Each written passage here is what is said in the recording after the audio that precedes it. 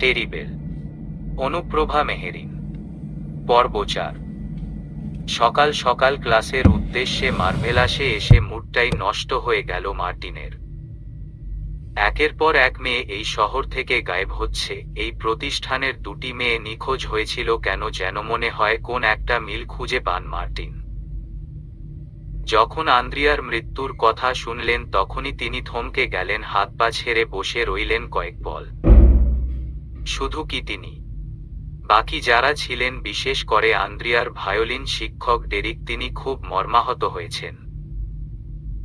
Martin তার মানববন্ধন কার্যক্রম এছাড়াও পুলিশের সাথে আলাপ আলোচনার বৃষ্টিতে আরও জোরদার দিলে ডেরিক বলল, এই ব্যাপারটায় আমাদের চুপ থাকাই ভালো, শুধু শুধু এসবে প্রতিষ্ঠানকে জড়িয়ে প্রতিষ্ঠানের বদনাম হবে। ঠিক এখানেই মেজাজটা খিজে গেল মার্টিনের। তিনি জোর দিয়ে কিছু বলার আগেই বাকিরা অর্থাৎ গ্রেস ব্রিক তারাও সহমত জানায় এসবে আর না জড়ানোই ভালো হবে। বাইরে দমকা বাতাস বইছে, কফি হাতে বারান্দার রেলিং ঘেঁষে দাঁড়িয়ে আছেন তিনি। এখন কি মাস? বাংলা কোন মাস? যতদূর জানি এখন তো বৈশাখ মাস নয়। আকাশ এত জোরে ডাকছে কেন? কয়দিন পরেই শীতের চাদর জড়িয়ে যাবে সবার গায়ে, কিন্তু তার আগেই কালবৈশাখীর ন্যায় তুফান নামছে কেন? মার্টিন বাংলা মাসের হিসাব খুব ভালো বুঝেন না বললে ভুল হবে, খুব ভালো করে কখনো বিচার বিশ্লেষণ করে দেখেননি। ক্লাস থেকে বেরিয়ে এলেন একজন তরুণ ছেলে। Sir, set up done. You can take classes now. Okay. Martin one time কফির কাপটা ঝুড়িতে ফেলে কক্ষে প্রবেশ করলেন। আজ তার অনলাইন এবাকাশ ক্লাস আছে। আচমকাই আন্দ্রিয়ার কথা মনে পড়ে গেল। মেয়েটা ছটফটে, তবে বেশ ভালো ছিল, অন্তত মার্টিনের সব কথা শুনত। মানুষ এই পৃথিবীতে কতদিন? আজ আছে কাল নাই। কি অদ্ভুত আমরা, কি অদ্ভুত আমাদের নিয়তি। থমথমে মুখ নিয়ে বসে আছেন ডেরিক। একটু আগেই মার্টিনের সহিত কিছুটা তর্ক হয়েছে। তারা এখানে ঐক্যজোটে কাজ করতে এসেছে। যদি তাদের মাঝেই বিরূপ ভাব দেখা দেয় তবে কাজ করা কঠিন হয়ে পড়বে। ভাস্কর্য শিক্ষক এলফ্রেড তারা দিয়ে বলেন, তোমাদের কারো ক্লাস নেই? ক্লাসে চলো। ডেরিক থমথমে মুখ ধরে রেখে বলল, তোমার আছে তো যাও প্লিজ, বিরক্ত করবে না। মার্টিন যা বলেছে তা যুক্তি দিয়ে বলেছে। আবার তুমি যা বলেছ তাও যুক্তি নিয়েই বলেছ। আমি উভয় মতামতকে সম্মান করি, আর নিজের বিচার বুদ্ধি খাটিয়ে বলছি। আমরা এখন এই দেশের মানুষের কাছে মহান রূপে আছি। দেশের বাইরে থেকে আগত শিক্ষকরা একটা প্রতিষ্ঠান খুলেছে, ছেলে মেয়েদের জন্য সুযোগ করে দিয়েছে ভালো একটি প্রতিষ্ঠানে তাদের শখের বিষয়গুলো শেখার। সেখানে আমাদের উচিত হবে না এসব গুম খুনের কেসে ফেঁসে যাওয়া। আমরা সবাই জানি আমরা নির্দোষ। আমাদের নীতি আমাদের এসব শেখায়নি। তাহলে যদি এসব নিয়ে আমরা বেশি আগ্রহ দেখাই, সাধারণ জনগণ আমাদের সন্দেহ করবে। যাই হোক, এরপর কিছু হলে দেখা যাবে। ডেরিক কিছুটা আশ্বস্ত হলো। একমাত্র মার্টিন ছাড়া সবাই তার সাথে যুক্তিতর্কে মিলেছে। পেইন্টিং শিক্ষক গ্রেস বলেন, আমাদের নিজেদের মাঝে দ্বন্দ্ব করা উচিত হবে না। শুনো, আমাদের ভুলে গেলে চলবে না সপ্তাহে একদিন পথের মানুষদের খাওয়ানোর কথা। এই সপ্তাহ তো শেষ হতে চলল, এই ব্যাপারে এখনো কোন আলোচনা হয়নি। আলোচনা হচ্ছে তো। এখনকার আলোচনা একটাই, আন্দ্রিয়া মেরি যে মারা গেছে তাকে নিয়ে কথা না বাড়ানোই শ্রেয়। আমাদের উচিত এসব নিয়ে চুপ থাকা। নাওমি ভীষণ ব্যস্ত একজন মানুষ। নাওমির সম্পর্কে যদি বলতে হয়, লম্বা ফর্সা, দেখতে বেশ সুন্দরী একজন মহিলা। পড়াশোনায় তিনি বেশ ভালো ছিলেন। সংসারের জাতাকলে থাকলেও পড়াশোনাতে মনোনিবেশ করে গেছেন। যখন স্বামী সন্তান নিয়ে সব ছন্নছাড়া এই সংসার করার আর কোন ভিত্তি খুঁজে পেলেন না, তখনই তিনি বিয়ে করলেন জিসানকে। জনাব জিসানের সাথে তার সম্পর্ক খুব বেশি দিনের ছিল না। জিসানের প্রথম স্ত্রী ক্যান্সার রোগে অল্প বয়সে মারা যান। এরপর আর বিয়ে নিয়ে ভাবেননি জিসান। নাওমির সাথে যোগাযোগের পর নিজেকে নিয়ে ভাবার আগ্রহ বাড়ল। সিদ্ধান্ত নিলেন বিয়ে করবেন, হঠাৎ বিয়েও করে ফেললেন। এডুইনের সম্পর্কে তিনি সবই জানতেন, নাওমির অতীত নিয়ে কোন মাথা ব্যথা ছিল না তার।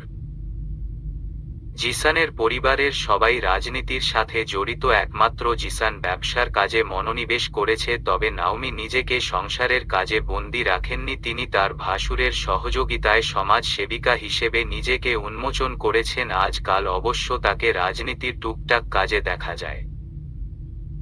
এডুইনের বিয়ে উপলক্ষে আন্দ্রিয়াকে কিছুই দেওয়া হলো না। শাশুড়ির কাছ থেকে মেয়েটা নিশ্চয়ই দামি কিছু উপহার আশা করে। আজ কাজ শেষে নাওমি আন্দ্রিয়ার জন্য গহনা কেনার উদ্দেশ্যে একটা দোকানে প্রবেশ করলেন। দামি দামি যত হার আংটি, ঘুরে ফিরে সেসবের দিকেই চোখ যাচ্ছে তার, অথচ তার কার্যক্রমে নেহাল ভারী বিরক্ত। নেহালের একটাই কাজ নাওমির সহিত থাকা, এক কথায় নাওমির সহকারী নেহাল। আপা, এসব গয়না কিনে তোমার কি লাভ হবে? বারবার বলছি এডুইন আর ওর বউকে মাথায় তুলে নাচা বন্ধ কর। নাচি কোথায়? ছেলেটা মনের ভুলেও আমার সাথে একটা দিন যোগাযোগ করে না, এখন যা একটু আধটু কথা হয়। তাছাড়া যত যাই হোক এডুইন আমার ছেলে, আন্দ্রিয়া আমার ছেলের বউ, তাকে কি ভালো কিছু দেওয়া যায় না? অবশ্যই যায়, তাই বলে লক্ষ লক্ষ টাকা খরচ করবে? এসব কি বাড়াবাড়ি নয়? নাওমি ভীষণ রেগে গেল, নেহালের দিকে তাকালেন ক্রুদ্ধ চোখে। নেহাল, আমার ছেলেকে নিয়ে মাথা ঘামানো বন্ধ কর। টাকা আমার, ছেলের বউ আমার, সিদ্ধান্ত আমার, তোমার এত মাথা ব্যথা কেন? নাওমির ধমকে নেহাল চুপসে যায়। দ্বিতীয়বার আর সাহস করে মুখ ফুটে কিছু বলার। বেশ ভোরে ঘুম ভাঙল আন্দ্রিয়ার, জ্বর ছেড়ে গেছে। অনেকদিন পর বিছানা ছেড়ে উঠার শক্তি হলো তার। এতটা দিন জ্বরের সাথে যুদ্ধ করে বিছানায় লেগেছিল মেয়েটা। এই এক প্যালেসে থাকতে থাকতে তার বড্ড দম বন্ধ লাগছে, তাই বাধ্য হয়ে আজ প্যালেসের বাইরে এলো। সে কি একা এসেছে? মোটেও না, এডুইন অদূরে দাঁড়িয়ে কুকুরদের খাবার দিচ্ছে। এডুইনের প্যালেসটা বাইরে থেকে দেখতে কোন রূপকথার প্যালেসের মতো। বাইরে থেকে প্যালেসের দেয়াল জুড়ে লতানো গাছ, এক মুহূর্তের জন্য মনে হবে এটা গাছের বাড়ি। সারাটা প্যালেস লতা গাছ দখল করে নিয়েছে। আন্দ্রিয়া একটি গাছের গুড়িতে বসে অসংখ্য পাখি ডাকছে, ভোরের আলোতে ধীরে ধীরে জঙ্গলটা আলোকিত হচ্ছে। শিশিরে গাছের পাতাগুলো কেমন ভিজে আছে। আন্দ্রিয়া এডুইনের পানে তাকিয়ে প্রশ্ন করল, এডুইন, আপনি কি করেন? এডুইন কিছুটা ভরকালো, হঠাৎ এই সকালে এসব প্রশ্ন? মানে আপনার পেশা কি সেটাই জানতে চাই। এডুইন কয়েক পল নীরব থেকে শান্ত সুরে বলে, ফ্রিল্যান্সিং। সত্যি? মিথ্যা বলবো কেন? আন্দ্রিয়া প্রত্যুত্তর করল না, উঠে দাঁড়াল। প্যালেসের সীমানা পেরিয়ে একটু জঙ্গলের দিকে হাঁটতে ইচ্ছে হলো। এডুইন নিজের কাজে ব্যস্ত থাকলেও আন্দ্রিয়ার পানে ঠিকই মনোযোগ ধরে রাখল। আন্দ্রিয়া হাঁটতে হাঁটতে আরেকটু দূরে যেতে হঠাৎ একটি বুনো বিড়াল ঝাঁপিয়ে পড়ল তার গায়ের উপর। আকস্মিক আক্রমণে আন্দ্রিয়া চেঁচিয়ে উঠল, তার চিৎকারে ভারী হয়ে উঠল গহীন জঙ্গল। এডুইন ছুটে আসার আগেই আন্দ্রিয়ার দিকে তেড়ে গেল তার শেপার্ড জাতের সবচেয়ে ভয়ানক কুকুরটি। চোখে দেখা সুন্দরের পেছনে ভয়ঙ্কর কিছু তো আছেই। আমরা সৌন্দর্যে বিমোহিত হয়ে ভুলে যাই ভয়ঙ্করের কথা, যেমনটা হলো আন্দ্রিয়ার সহিত। এই জঙ্গলটা দেখতে ভীষণ সুন্দর, যেদিকে চোখ যাবে সবুজ আর সবুজ, সাথে পাখিদের কলরব, থেকে থেকে কয়েকটা পশুর হাঁকডাক। আন্দ্রিয়া এই সৌন্দর্য অবলোকনে এগিয়ে যায় প্যালেসের সীমানা পেরিয়ে। এডুইন অবশ্য পূর্বেই তাকে সতর্ক করেছিল, কিন্তু এই সৌন্দর্যের মাঝে যে বিপদ আসবে আন্দ্রিয়া ঘুণাক্ষরেও ভাবতে পারেনি। কই আশেপাশে তো হিংস্র কোন জন্তু জানোয়ার দেখা যাচ্ছে না, তাহলে একটু এগিয়ে যেতে কি সমস্যা? দৃষ্টির অগোচরে যে আন্দ্রিয়ার জন্য বিপদ অপেক্ষা করেছিল তা হয়তো স্বয়ং ভাগ্য বিধাতাই জানে। আন্দ্রিয়া এগিয়ে যেতেই বুনো বিড়ালটা হামলে পড়ে তার গায়ের উপর। এই দৃশ্যে এডুইনের বুক কেঁপে উঠল। বুনো বিড়ালরা যে কতটা হিংস্র, এক্ষুনি আন্দ্রিয়াকে জখম করবে। এডুইন সব ফেলে ছুটে যাওয়ার আগেই তার পালিত সবচেয়ে ভয়ঙ্কর শেপার্ড জাতের কুকুরটি ছুটে গেল আন্দ্রিয়ার নিকট। আকস্মিক আক্রমণে আন্দ্রিয়া মেঝেতে ছিটকে পড়ে। এই বুঝি ভয়ঙ্কর বিড়ালটি তাকে আঁচড় কাটবে, কামড়ে ছিঁড়ে ফেলবে দেহ। তবে তার আগেই শেপার্ড কুকুরটি, যার নাম রক, সে আন্দ্রিয়ার উপর থেকে ছিনিয়ে আনল বুনো বিড়ালটাকে। মাঝারি আকারের বিড়ালটি বিশাল দেহের একটা কুকুরের সাথে কি আদৌ পেরে উঠে? কয়েক সেকেন্ড চলল। রক আর বুনো বিড়ালের ধস্তাধস্তি। চোখের পলকে রক তার শানিত দাঁতের সাহায্যে ছিঁড়ে ছিন্নভিন্ন করে ফেলল বিড়ালটিকে। আন্দ্রিয়ার মুখে, দেহে ছিটকে আসে বিড়ালের রক্ত। মেয়েটা কাঁপতে কাঁপতে চেঁচিয়ে উঠল। এডুইন দ্রুত তাকে কোলে নিয়ে প্যালেসের ভেতর প্রবেশ করল। হঠাৎ পোড়ায় আন্দ্রিয়া পিঠে একটু চোট লেগেছে, কেটে গেছে, এই ছাড়া কোন আঘাত লাগেনি। বিশেষ করে বুনো বিড়ালটা আঁচড় কাটার আগেই রক তাকে বাঁচিয়ে দিয়েছে। আন্দ্রিয়া, ঠিক আছো? কোথায় লেগেছে? আন্দ্রিয়ার কথা বলার শক্তি নেই। রকের বীভৎস কার্যক্রম দেখে তার শরীর কাঁপছে, গা গুলিয়ে উঠছে। আন্দ্রিয়া এডুইনের বুকে মাথা চেপে শক্ত করে জড়িয়ে রাখল কিছুক্ষণ। মাফিন নাট ছুটে এসে বসল তাদের নিকট। হয়তো আন্দ্রিয়ার কার্যক্রমে জানতে চাইছে কুইনের কি হয়েছে। আন্দ্রিয়া চোখ খুলো, ভয় নেই, আমাকে দেখতে দাও, তোমার কোথায় লেগেছে? আন্দ্রিয়া হুহু শব্দে কেঁদে উঠল। তার কান্নায় এডুইনের ভয় দ্বিগুণ বাড়ল। আতঙ্কিত হয়ে চেঁচিয়ে উঠল সে, কথা বলো, কোথায় ব্যথা পেয়েছ? আন্দ্রিয়া হাত ইশারায় পিঠ দেখিয়ে দিতে এডুইন দ্রুত হাতে আন্দ্রিয়ার জামা তুলে দেখতে যায়, কিন্তু সুতির ফ্রকটা সম্পূর্ণ না তুলতে পেরে এডুইনের মেজাজ মুহূর্তে বিগড়ে যায়। এডুইন পিঠের দিক থেকে এক টানে ছিঁড়ে ফেলে ফ্রকটা। আন্দ্রিয়ার কান্না থেমে যায়। রক্তাক্ত চোখে মুখে অবাক দৃষ্টিতে তাকায় এডুইনের পানে।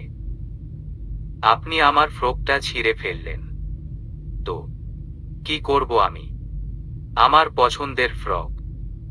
আর তুমি আমার পছন্দের। সবার আগে তোমার সুরক্ষা দরকার। এমন হাজারটা ফ্রক আমি এনে দিব। আন্দ্রিয়ার কান্না থেমে গেছে। এডুইন আন্দ্রিয়ার পিঠে দৃষ্টিপাত করেই চোখ বন্ধ করে। গাছের ভাঙা ঢাল লেগে অনেকটা কেটে গেছে, সেই সাথে কিছু অংশে চামড়া ছিলেও গেছে। কাটা স্থানে ধীরে ধীরে রক্ত ঝরছে। এডুইনের বুকটা হুহু করে উঠল। রুমে চলো। এডুইন আন্দ্রিয়াকে কোলে তুলে নিজের কক্ষের দিকে ছুটল। নাট, মাফিন তারা আতঙ্কিত চোখে তাদের পিছু পিছু ছুটছে।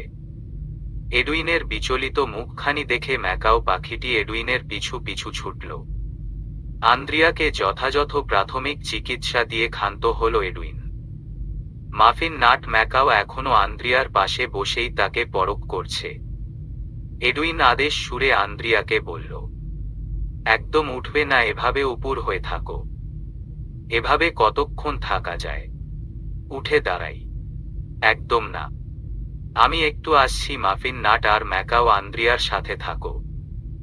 এডুইনের আদেশ পেয়ে মাফিন মিয়াও মিয়াও শব্দ তুলে আন্দ্রিয়ার মাথার কাছে বসল। তার পিছু পিছু এলো নাট। ম্যাকাও পাখিটি বড় আগ্রহের সাথে বলল, কুইন সুন্দরী, কুইন সুন্দরী। এডুইন চলে যেতেই আগমন ঘটল শালোমির। শালোমির আজ ভীষণ মন খারাপ। ফেইরিটা বেশ দুঃখী মনে এগিয়ে এসে আন্দ্রিয়ার কপালে চুমু খেল। আন্দ্রিয়া, মেরি বিয়ের পর থেকে আপনার একের পর এক অসুস্থতা আমাকে ভীষণ ব্যথিত করছে। এসব কি হচ্ছে কুইন? আপনি কি সাবধানে চলতে পারেন না? শালোমি, দুঃখ পেও না, দেখো আমি ঠিক হয়ে যাব। আমার প্রার্থনা রইল আপনার জন্য অতি শীঘ্রই সুস্থ হয়ে উঠুন। শালোমি কয়েক পল চুপ রইল। কিছুটা ভেবে চিনতে আন্দ্রিয়াকে বলে, কুইন, এডুইন উইলসন স্বামী হিসেবে কেমন? স্বামী হিসেবে যথেষ্ট ভালো। জানো শালোমি, মাঝে মাঝে মনে হয় আমি স্বপ্ন দেখছি, ঘুম ভাঙলেই স্বপ্ন ভেঙে যাবে।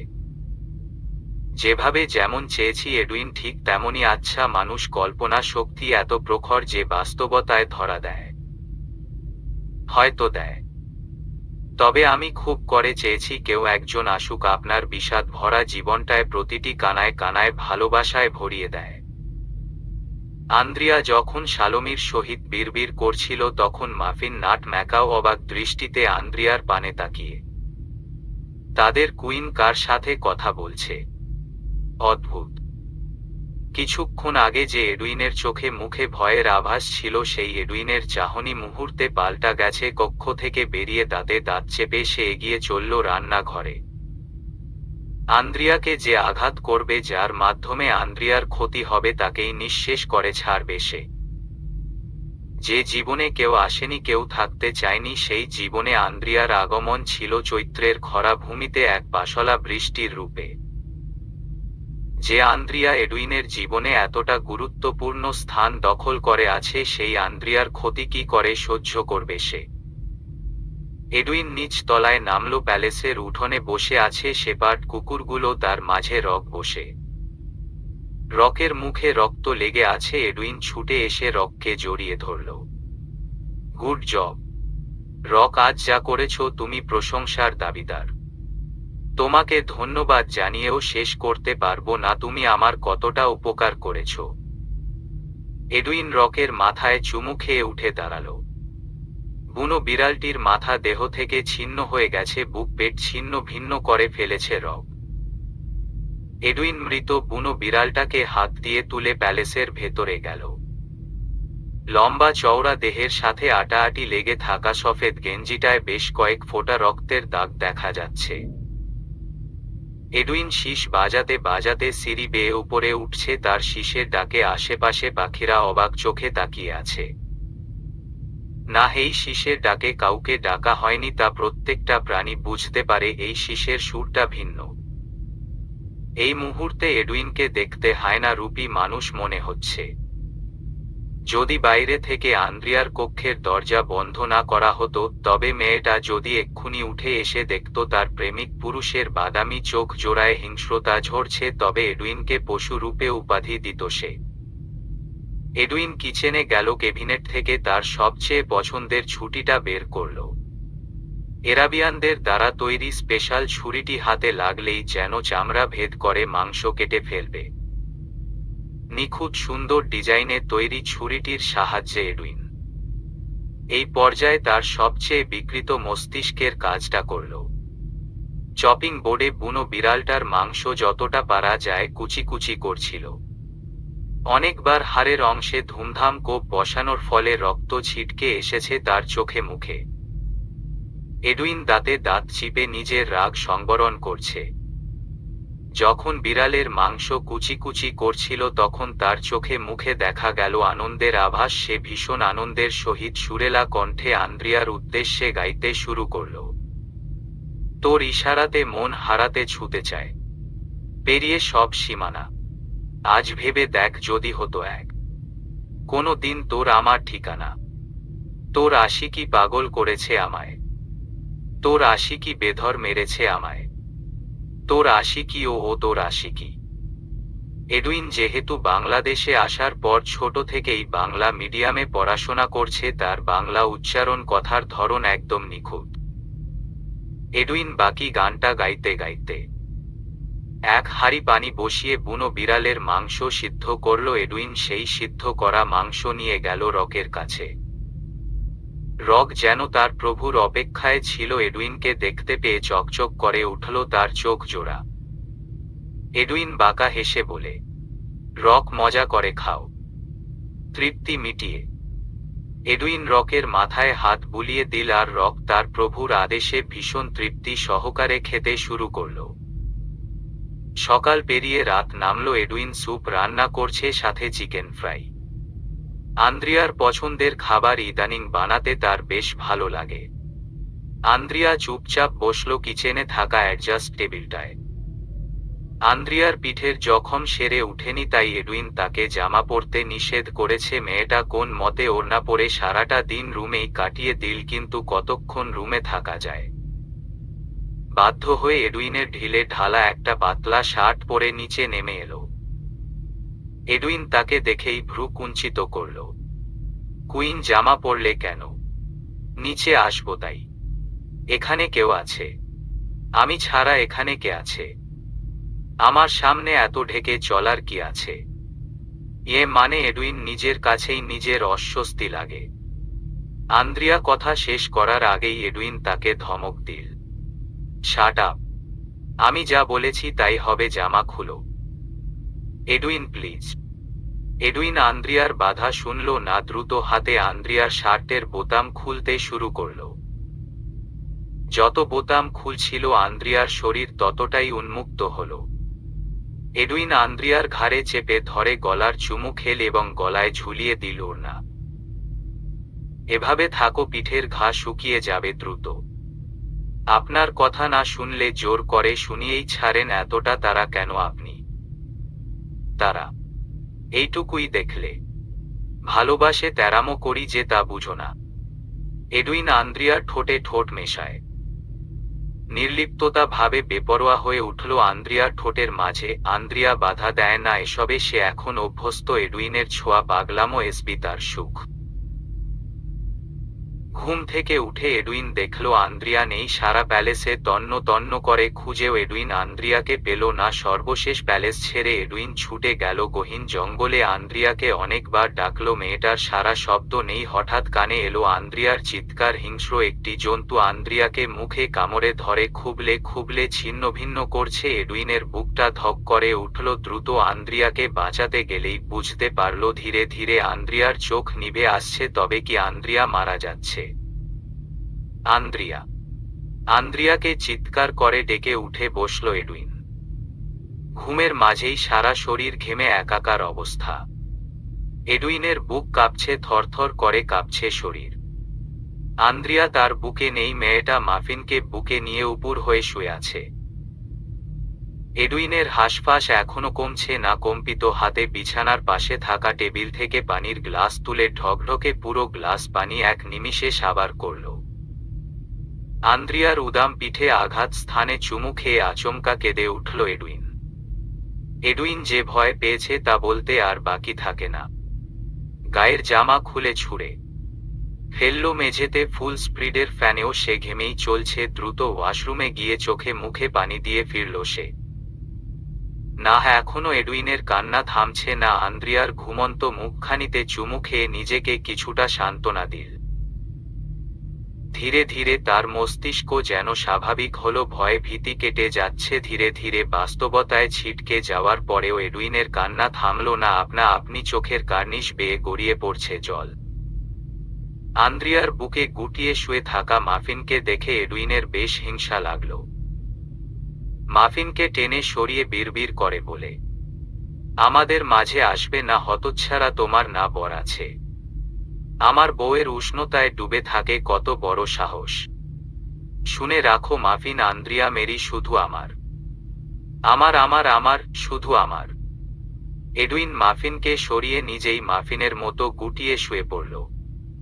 আন্দ্রিয়ার বুকের মাঝে এতক্ষণে যেন হারানো শান্তি ফিরে পেল সে। যদি আন্দ্রিয়া এই মুহূর্তটা দেখত তবে নিশ্চয়ই বলতো, এডুইন একটা অবলা প্রাণীর উপর হিংসা দেখাচ্ছেন। আপনি কি পাগল? এডুইন নিশ্চয়ই প্রত্যুত্তরে বলতো, হ্যাঁ আমি পাগল, তোমার জন্য পাগল। বেশ অনেক দিন পর নীরবতা ছেয়ে আছে রাতের শহরে। পাপেটের আজ মন ভালো নাকি খারাপ সে নিজেই বুঝতে পারছে না। ইদানিং খুনের নেশা মস্তিষ্কে চাপছে না, যেন সব কাজ শেষ করে সে আরামে ঘুরছে ফিরছে। তার পরনে শার্ট, মাথায় ক্যাপ, তাকে দেখতে মনে হবে সাধারণ মানুষ, অথচ এই সাধারণ লোকটাই যে অসাধারণ শয়তান তা আর কয়জনেই বা বুঝতে পারবে। মধ্যরাতটা দখল করে নেয় নিষিদ্ধ পল্লীর মেয়েরা। শহরের আনাচে কানাচে ঘুরে ফিরে খদ্দের খুঁজতে থাকে। কাউকে সরাসরি বলে কিংবা কাউকে ইশারায় বোঝায়, তেমনি নিষিদ্ধ পল্লীর একজন মেয়ে ববিতা। দেখতে যেমন সুন্দরী, বয়সটাও কম। আজ মন মতো খদ্দের পাওয়া যাচ্ছে না। যাদের পেল সবাই কম টাকা দিতে চাইল, কম টাকায় কাজ করতে ববিতা একদম রাজি নয়। ববিতা অনেকক্ষণ যাবৎ খেয়াল করল, লম্বা চওড়া একজন লোক অনেকক্ষণ যাবৎ রাস্তার ফ্লাইওভারে একবার উঠছে আবার নামছে, আবার কিছুক্ষণ ফ্লাইওভারের উপর দাঁড়িয়ে থাকছে। ববিতা ভাবল লোকটা হয়তো মেয়ে খুঁজছে, দেখতে বেশ বড়লোক লাগছে। লোকটার বয়স ববিতা ঠিক ধরতে পারল না কত হবে, 30 কি 32 এমন হবে হয়তো। ববিতার পরনে জর্জেট শাড়ি, সে নিজের দেহের বেশিরভাগ অংশ উন্মুক্ত করে দাঁড়াল সেই লোকটার সামনে। সেই লোকটা কে জানেন? পাপেট। ববিতা বলল, কি খুঁজেন? রাইতের রানী নাকি? না। পাপেট ভীষণ গম্ভীর কণ্ঠে শুধায়, কিন্তু ববিতা ছেড়ে যাবার মেয়ে নয়। সে পাপেটের গলা জড়িয়ে বলে, চলেন স্যার, এমন সুখ দিমু কেউ জীবনে দেয় নাই আপনারে, ছাড়ো আমাকে। পাপেট বেশ ধমক দিয়েই কথাটা বলল। ববিতা এই পর্যায়ে খেয়াল করল লোকটার কালো মনির দু চোখের আগের আভাস মিলছে, তবে তাতে পাত্তা দিল না ববিতা। সে পুনরায় বলে, চলেন, বেশি দিতে হইব না, 2 ঘন্টা 2000 দিয়েন। শুনো, আমায় ছাড়ো, রেগে গেলে কিন্তু এখান থেকে ছুঁড়ে ফেলে দিব। লোকটার ধমকে ববিতা কপট রাগ দেখিয়ে বলে, আমনের কি যন্ত্রে সমস্যা নাকি? একটা সুন্দরী মেয়ে দেখাও লোভ লাগে না? শালা সর। ববিতা হেলে দুলে উল্টো দিকে হাঁটা দিল। পাপেট আচমকা ডেকে উঠল মেয়েটাকে। এই মেয়ে, শুনো, বলেন 4 ঘন্টার জন্য 15,000 পাবে, রাজি? এত টাকা? ববিতার ভাবনার বাইরে ছিল। সে পাপেটের এক কথায় রাজি হয়ে গেল, তবে পাপেট শর্ত দিল তার সাথেই যেতে হবে। ববিতা এত টাকার লোভ কিছুতেই সামলাতে পারল না। সে চলল পাপেটের সহিত। সুসজ্জিত একটি বাসা, অথচ এখানে কেউ নেই। এই লোকটা একাই থাকে। বিশ্বাস হলো না ববিতার। সে যেন 5 তারকা হোটেলে এসেছে। এত সুন্দর বাসা সে আগে দেখেনি। পাপেটের বাসার মূল অংশ এটাই, সুসজ্জিত মনোরম বাসা, অথচ এর পেছনে যে লুকিয়ে আছে বিভৎসতা তা কয়জনে জানে। পাপেট দুটো মদের গ্লাস আনলো এবং মদ ঢেলে ববিতার দিকে বাড়িয়ে দিল। ববিতা সংকোচহীন মদের গ্লাস হাতে তুলে নিল এবং একের পর এক গিলতে থাকল। এই বাসায় একা থাহেন কেন? বউ কই? বউ তার বাবার বাড়ি গেছে। ও আর খামু না, নেশা হইয়া যাইতাছে। পাপেট শ্লেষ হাসল, ববিতাকে বলল, যে কাজে এলে সেই কাজটা কখন করবে? চলেন। ববিতার বাধা নেই। একে একে দেহ থেকে সমস্ত জামা কাপড় খুলে পাপেটের সামনে নিজেকে উন্মোচন করল। পাপেট বিনা বাধায় আজ ববিতার সাথে শারীরিক সম্পর্কে লিপ্ত হল। আজ তার শারীরিকভাবে কোন অক্ষমতা দেখা দিল না। পাপেট নিজের ঘরে ফিরল। ভোরের দিকে আলো অবশ্য তখনও ফুটেনি। ববিতা শাড়ি ঠিক করে পাপেটের উদ্দেশ্যে বলে, আবার লাগলে রাইট সেই ব্রিজের সামনে যাইবেন, আমারে পাইবেন। টাকাটা? পাপেট টাকা দিল। ববিতা এতগুলো টাকা পেয়ে ভীষণ খুশি। পাপেট ববিতার উদ্দেশ্যে বলে, যাবার আগে আরেকবার খাওয়া যাক। মদ খাইতে ভালাই লাগে, প্রথমবার একটু কেমন কেমন পড়ে, খাইতে খাইতে স্বাদ লাগে। পাপেট শ্লেষ হাসল। ববিতার সাথে আরো কয়েক গ্লাস মদ সাবার করে ববিতাকে বিদায় জানালো। পাপেট ক্লান্ত শরীর টেনে এনে শুয়ে পড়ল বিছানায়। তার ঠোঁটের কোণে ফুটে আছে হাসি। পাপেট বেশ নায়কীয় ভঙ্গিমায় বলে, আপনারা কি ভাবছেন আমি ববিতাকে এত সহজে ছেড়ে দেব? এই পাপেটের তারা চিহ্নের নেশা জাগেনি, তাই হাতে রক্ত লাগাতে চায় না। মৃত্যু দূত যখন কাউকে চিহ্নিত করে ফেলে, তার কি আর বেঁচে থাকার উপায় অন্ত আছে? ববিতাকে ছেড়ে দিতাম কি করে বলেন তো? ববিতা আমার দুর্বলতা নিয়ে খোঁচা দিয়েছে, আর আমি আমার দুর্বলতা মানতে নারাজ। আমি চাই না কেউ আমাকে ফুরবল বলুক। ইচ্ছে হচ্ছিল ববিতাকে ছিঁড়ে ছিঁড়ে খাই, কিন্তু বিশ্বাস করুন, ওই যে বললাম, রক্ত লাগাতে চাই না। তবে কি ভাবলেন আমি ববিতাকে ছেড়ে দিয়েছি? হা হা হা। পাপেটের হাত থেকে তার শিকার কখনো রেহাই পায় না। এই যে দেখলেন, ববিতাকে আদর যত্ন করে মদ খাওয়ালাম। এই মদে কি ছিল জানেন? মদে আমি ফ্লুরো অ্যাসিডেট মিশিয়ে দিয়েছি। আগামী 5 ঘন্টার মধ্যে ফ্লুরোঅ্যাসিটেট তার বিষক্রিয়া কার্যক্রম শুরু করবে। ধীরে ধীরে ববিতার বমি হবে, পেট ব্যথা হবে, তারপর যন্ত্রণায় ছটফট করতে করতে ধীরে ধীরে মৃত্যুর কোলে পতিত হবে। হা হা হা, কি মনে ঘৃণা জন্মেছে পাটের জন্য। 7 সকালে এডুইনকে ফোন করলেন নাওমি, তিনি আসছেন, ব্যাস এইটুকুই জানালেন। কিন্তু কেন আসছেন? হঠাৎ এই সকালে এখানে আসার উদ্দেশ্য কি? এডুইন প্রচণ্ড বিরক্ত হলো। আন্দ্রিয়া এখনো ঘুমাচ্ছে, মেয়েটার ঘুম ভাঙাতে একটুও ইচ্ছা হলো না এডুইনের। বাধ্য হয়ে নিজেই আগে ফ্রেশ হয়ে আন্দ্রিয়াকে ঘুম থেকে তুলল। ঘড়ির কাঁটা মাত্র 7টা ছুঁয়েছে। ঘন অরণ্যে এখনো পরিপূর্ণ আলো এসে পৌঁছায়নি। আন্দ্রিয়া হাত মুখ ধুয়ে সোফায় পা গুটিয়ে বসল। ততক্ষণে এডুইন কফি হাতে হাজির। এডুইন মামনি কেন আসবেন? জানি না। আমি উনার সামনে শুধু ওড়না পরে যাব নাকি? আমি ঢিলেঢালা একটা ফ্রক পরব, নামিয়ে রেখেছি। আপনি কিন্তু কিছু বলবেন না? বলবো না। আন্দ্রিয়া কফিতে চুমুক দিল। উঠে দাঁড়িয়ে কাচের দেয়ালে ঝুলে থাকা ভারী পর্দাগুলো সরিয়ে দিল। কি অপরূপ সৌন্দর্য অবলোকন হচ্ছে। অদূরে দেখা যাচ্ছে গুচ্ছ গুচ্ছ সাদা ফুল। এই ফুলের নাম জানে না আন্দ্রিয়া। গতকাল এডুইন বলল এগুলো নাকি জংলি ফুল। আন্দ্রিয়ার পেছনে এসে দাঁড়ালো এডুইন। ছুঁয়ে দিল আন্দ্রিয়ার অনাবৃত দেহ। ঠান্ডা হাত পিঠে লাগতেই মুহূর্তে শিউরে উঠল সে। এডুইন পেছনে থেকে জড়িয়ে ধরল আন্দ্রিয়ার উদর। মাফিনকে কোলে নিয়ে ঘুমাচ্ছিলে কেন? ওকে আর এই রুমে আনবে না কেন? ও আমাদের সাথে থাকলে কি সমস্যা? ও আমার ভাগ নিচ্ছে কেন? আমি শুধু তোমার বুকে থাকবো, কোলে থাকবো, আর কেউ থাকবে না। আন্দ্রিয়া খিলখিলিয়ে হেসে উঠে। এডুইনের সম্মুখে ঘুরে টেনে দেয় তার লম্বা নাক। এডুইন মাফিনকে নিয়ে জেলস আপনি। এডুইন কেমন করে যেন হাসল। আন্দ্রিয়ার কাছে কিঞ্চিত এগিয়ে যেতে কাচের দেয়ালে ঠেকে গেল আন্দ্রিয়ার পিঠ। এডুইন আন্দ্রিয়ার গলায় ঠোঁট ছুঁয়ে দিল। মুহূর্তে ঘরে পড়ল আন্দ্রিয়া। এডুইনের আচমকা ছোঁয়াছুঁই সে কখনো বারণ করতে পারে না। এই ছেলেটা কি জাদু জানে? তার এসব কার্যকলাপ আন্দ্রিয়ার ভালো লাগে কেন? কেন বারবার আবেশে জড়িয়ে যায়?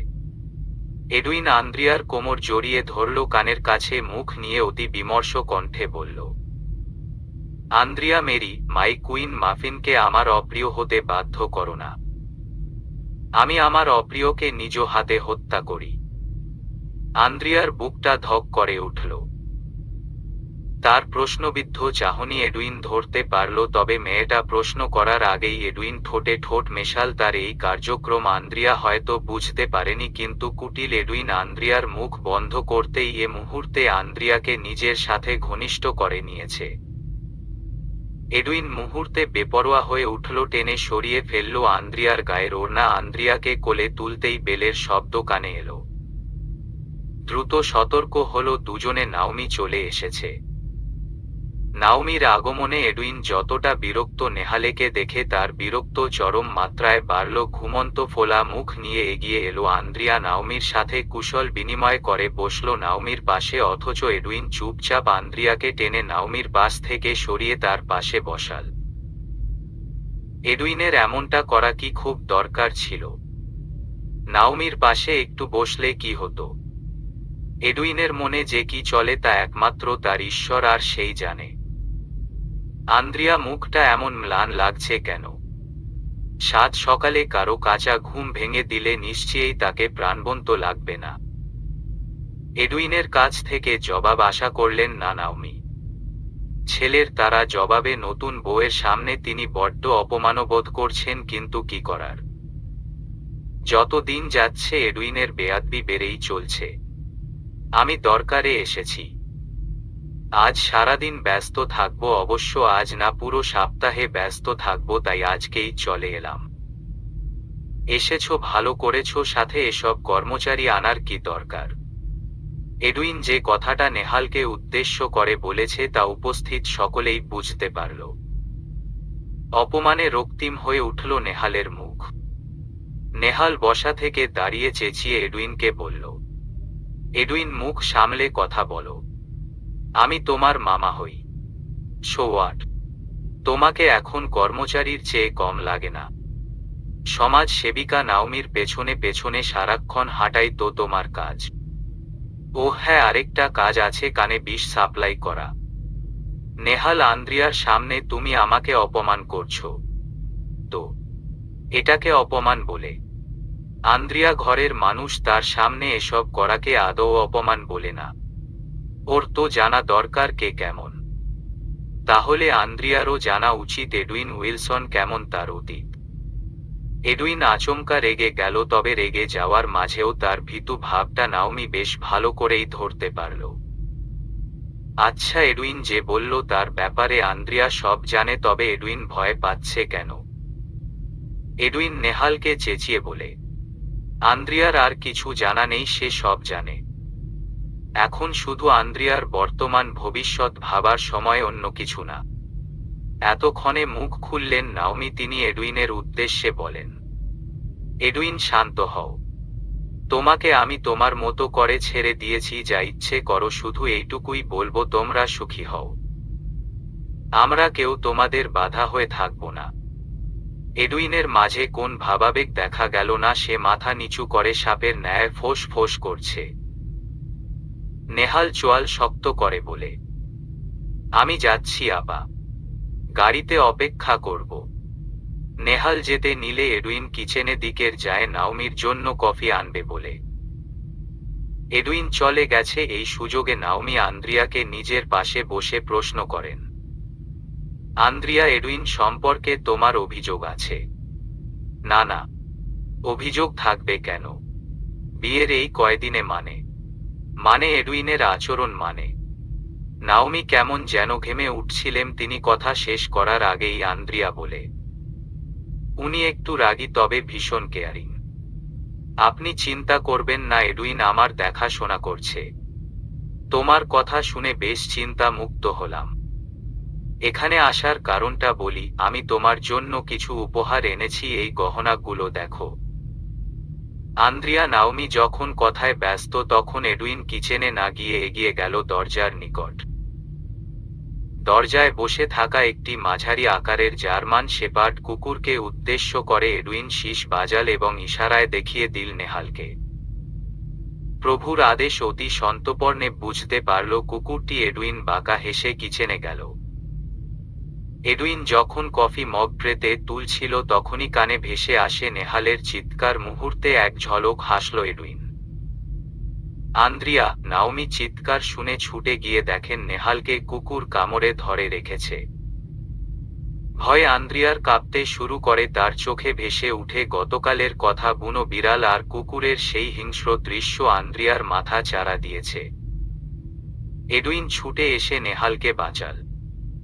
রক্তাক্ত পায়ে হাঁটার শক্তি মুহূর্তে ফুরিয়ে গেল নেহালের। মার্ভেলাস প্রতিষ্ঠানের সাপ্তাহিক একটি কাজ পথ শিশু এবং রাস্তায় থাকা মানুষদের এক বেলা আহারের আয়োজন করা। এই কাজে তাদের সবার বেশ আগ্রহ। পথ শিশুরা যখন এক বেলা ভালো খাবার মুখে তুলে তৃপ্তির হাসি দেয়, তখনই যেন সমস্ত সুখ হৃদয়ে দোলা দেয়। মঞ্জু রমিজ প্যাকেট পাহারায় ব্যস্ত। তাদের সামনে দীর্ঘ লাইন। সবাইকে এখান থেকে এক প্যাকেট করে খাবার দেওয়া হবে। ডেরিক মার্টিন এসে কাজ শুরু করল। সবার হাতে প্যাকেট তুলে দিচ্ছে। এর মাঝেই 10 কি 11 বছরের সেই ভিক্ষুক টুনি এসে হাজির। ডেরিকের হাত থেকে প্যাকেট নিতেই তার চোখ যায় মঞ্জুর দিকে। মঞ্জু অবশ্য টুনিকে দেখেই আড়াল হয়েছিল, তবে লাভের লাভ কিছুই হলো না। টুনি তাকে দেখে ঠিকই চিনে ফেলল। আরে স্যার, ভালো আছেন? আমারে চিনছেন? আমি টুনি। মার্টিন ভ্রু কুঞ্চিত করে তাকালো মঞ্জুর পানে। মঞ্জু এমন চোরা চোরা ভাব করছে কেন? কি গো স্যার, চিনেন নাই আমারে? একদিন যে টেকা দিলেন, আবার আসবেন কইলেন, আসলেন না তো? মঞ্জু প্রত্যুত্তর করল না। মার্টিন সরু চোখে তাকালো মঞ্জুর পানে। মঞ্জু, তুমি মেয়েটাকে চেনো? কথা বলছো না কেন ওর সাথে? মানে জি স্যার, একদিন টাকা দিয়ে সাহায্য করছিলাম। ফকির তো দেখলেই হইছে, খালি টাকার বায়না। কিন্তু মেয়েটা তো এখন টাকা চায়নি।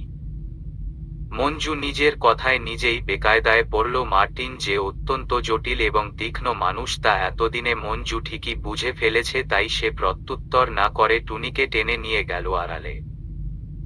মঞ্জুর হঠাৎ ঘাবড়ে যাওয়া ভাবটা ধরতে পেরে আর চোখে তাকিয়ে রইল মার্টিন। আন্দ্রিয়া মন খারাপ করে বসে আছে। নেহালের সাথে এমনটা কেন হলো? এডুইনের প্রাণীগুলো যদি তাকেও একা পেয়ে আঘাত করে। অবশ্য গতকাল কুকুরটার কারণেই বেঁচে গিয়েছিল সে, তবে আজ নেহালের অবস্থা দেখে মনটা কেমন করছে। এডুইন খেয়াল করেছে আন্দ্রিয়ার মন খারাপ। মেয়েটার হঠাৎ কি হলো? এদিকে আন্দ্রিয়ার মন খারাপ, অন্যদিকে এডুইন ভীষণ খুশি, তার সজারু আজ নতুন বাচ্চা দিয়েছে। এডুইনের মাছের অ্যাকুরিয়ামে হাত চুবিয়ে বসে আছে আন্দ্রিয়া। সে ছোট ছোট রঙিন মাছগুলোকে দেখছে। হঠাৎ পায়ের সামনে এসে দাঁড়ায় দুটো সজারু। এই সজারুগুলোকে সে আগে দেখেনি। এরা কোথা থেকে এলো? গায়ে কাটা দেখেই তো কেমন গাড়ি করছে। মাফিন সজারু দুটোকে দেখেই মিয়াও মিয়াও শব্দ তুলল। নাট এসে লেজ গুটিয়ে বসল মাফিনের কাছে। এডুইন সজারু আপনার কাছে কি করছে? কেন তোমার পছন্দ না? এসব পছন্দ হওয়ার মতো জিনিস? অবশ্য আমি অবাক হচ্ছি কেন যে ছেলে সাপ পুষে তার কাছে যে আর কি কি থাকতে পারে তা বলার অপেক্ষা থাকে না। এডুইন আন্দ্রিয়াকে কোলে তুলল, চুপচাপ তাকে নিয়ে প্রবেশ করল কক্ষে। পেছনে পেছনে মাফিন ছুটে এলেও এডুইন ঠাস করে দরজা লাগিয়ে দেয়। এডুইন রুমে আনলেন কেন? তোমাকে দেখব। দেখার কি আছে? অনেক কিছুই আছে। আন্দ্রিয়াকে শুইয়ে দিয়ে তার পিঠের অংশে জামা তুলে দেখল। কাটা স্থানের ঘা কিছুটা শুকিয়ে এসেছে। আন্দ্রিয়ার পিঠে চুমু খেয়ে এডুইন নাক ডোবাল আন্দ্রিয়ার উদরে। মন খারাপ কেন কুইন? আপনার মামাকে কুকুরটা কামড়ালো কেন? আমার তো ভয় হচ্ছে কবে জানি আমাকে। চুপ করো। নিশ্চয়ই মামা কিছু করেছিল তাই কামড়ে দিয়েছে। যেখানে তোমাকে ছোঁয়ার সাহস ওদের নেই সেখানে আঘাত করা তো দূরের কথা। ভুলে যেও না তুমি এই প্যালেসের কুইন। এডুইনের ধমকে আন্দ্রিয়া চুপসে যায়। সে প্রত্যুত্তর করার সাহস পায় না। যাবে আমার সাথে? কোথায়? চলো, গেলেই দেখতে পাবে। এডুইন আন্দ্রিয়াকে নিয়ে প্যালেসের বাইরে গেল। সবুজ ঘেরা জঙ্গলটায় তারা নিরিবিলি হাঁটতে শুরু করলো। আন্দ্রিয়ার অবশ্য বেশ ইচ্ছা ছিল এখানে হাঁটার, তবে সেই সুযোগ হয়নি। এডুইন তাকে অনুমতি দেয়নি। হাঁটতে হাঁটতে তারা পৌঁছে যায় সেদিনের সেই ঝর্ণার কাছে। গত রাতে বৃষ্টি হয়েছিল তাই ঝর্ণার পানি আগের তুলনায় বেড়ে গেছে। আকাশে ভর করেছে কালো মেঘ, সেই সাথে আকাশ ডাকছে। আন্দ্রিয়া চুপচাপ একটি বড় পাথরে বসল। এডুইন তার গায়ের জামা খুলে আচমকা ঝাঁপিয়ে পড়ল ঝিরিতে। পরিষ্কার স্বচ্ছ পানি, তার মাঝে এডুইনের জলকেলি কি দারুণ! আন্দ্রিয়া মুগ্ধ হয়ে দেখছে তার বিদেশি বোটটা একটু বেশি অ্যাট্রাকটিভ। এই লোকটাকে কি এখানে মানায়? মোটেও না, তাকে মানাবে বরফের দেশে আর না হয় বিজনেসম্যান বেশে, অথচ উনি কিনা সাপ সজারু নিয়ে পড়ে আছে। Queen, I love you. Edwin আচমকা চেঁচিয়ে বলল। মুহূর্তে আন্দ্রিয়ার ভাবনার দুয়ার ভেঙে গেল। শালমি এসেছে। শুধু শালমি নয়, তার সাথে অনন্য পরীরাও ছুটছে, কেউ বা ঝর্ণায় গোসল করছে। শালমি আন্দ্রিয়ার পাশে বসে বলে, কিং আপনাকে এতটা ভালোবাসে কেন? জানি না। আন্দ্রিয়া, মেরি ভালোবাসায় কেমন সুখ, টক মিষ্টি ঝাল, সবকিছুর সংমিশ্রণে দুর্দান্ত। আচ্ছা শালমি, তুমি ভালোবাসো না কাউকে? পরীরা কার প্রেমে পড়ে? জিনের। ধ্যাত। শালমি কি রাগ করল? আচমকা গায়েব হয়ে গেল সে। সত্যিই তো পরীরা কার প্রেমে পড়ে? এসব উত্তর মিলিয়ে কুল পেল না আন্দ্রিয়া। আন্দ্রিয়া ধীরে ধীরে ঝিরেতে নেমে দাঁড়াল। এডুইন তাকে একবার ধমক দিলেও সে শুনল না। বুক সমান পানিতে নেমে দাঁড়িয়ে রইল। এডুইন দ্রুত এসে আন্দ্রিয়াকে কোলে নিল। নিজেকে ভাসিয়ে রাখতে আন্দ্রিয়া এডুইনের পেটে বসল এবং কোমরে পা জড়িয়ে দিল। এডুইন তাকে নিয়ে গেল গভীর জলে। দুজনে ভাসছে কি সুখে। ঝর্ণা ঝিরির মাঝে জলকেলিতে মত্ত দুটি দেহ। এডুইন, এখানে কেউ আছে? আছে, আমি আর তুমি। তা জিজ্ঞেস করেছি। বলেছি আপনি আমি ছাড়া কে আছে? কেউ নেই, থাকার কথাও না। আন্দ্রিয়া পেছনে হাত ঠেকিয়ে ফ্রকের চেনও খুলল, সাথে সাথে উন্মুক্ত হলো তার পিঠ। এডুইনের ভাবনার বাইরে আন্দ্রিয়া তার লাজ লজ্জা ঠেলে ফ্রকটা টেনে খুলে ফেলল। এডুইন বেশ অবাক হলো, সেই সাথে ধমক সুরে বলে, এই তুমি কি পাগল? আপনি খুললেন আর আমি? বোকা মেয়ে। আন্দ্রিয়া এডুইনের কথায় মুখ বাঁকাল, তার যেন এসবে কিচ্ছু যায় আসে না। আন্দ্রিয়ার পরনে শুধু অন্তর্বাস। এডুইন বিচলিত হয়ে পড়ল। আন্দ্রিয়াকে বারবার ধমক দিয়েও কোন কাজ হচ্ছে না। মেয়েটা এডুইনকে জড়িয়ে একাবার সাঁতার কাটছে, আবার জলে ভাসার চেষ্টা করছে। বাধ্য হয়ে এডুইন নিজেই আন্দ্রিয়ার ফ্রকটা পরিয়ে দিল। স্থান কাল বিবেচনা করে আমাকে সিডিউস করতে আসবে এসব জায়গায় না। আপনাকে সিডিউস করতে কে এসেছে? থু। আন্দ্রিয়া গাল ফুলালো, সঙ্গে সঙ্গে এডুইন তার গাল চেপে ঠোঁটে ঠোঁট মেশায়। পাখিদের কলরব, ঝর্ণার শব্দ, তার সাথে উত্তাল দুটি দেহ। আন্দ্রিয়া নিজেকে সামলাতে এডুইনের ঘাড়ে খামছে ধরতে এডুইন নড়ে চড়ে উঠে। সাথে সাথে আন্দ্রিয়ার ঠোঁট ছাড়তে মেয়েটা হাঁপাতে হাঁপাতে এডুইনের বুকে লুটিয়ে যায়।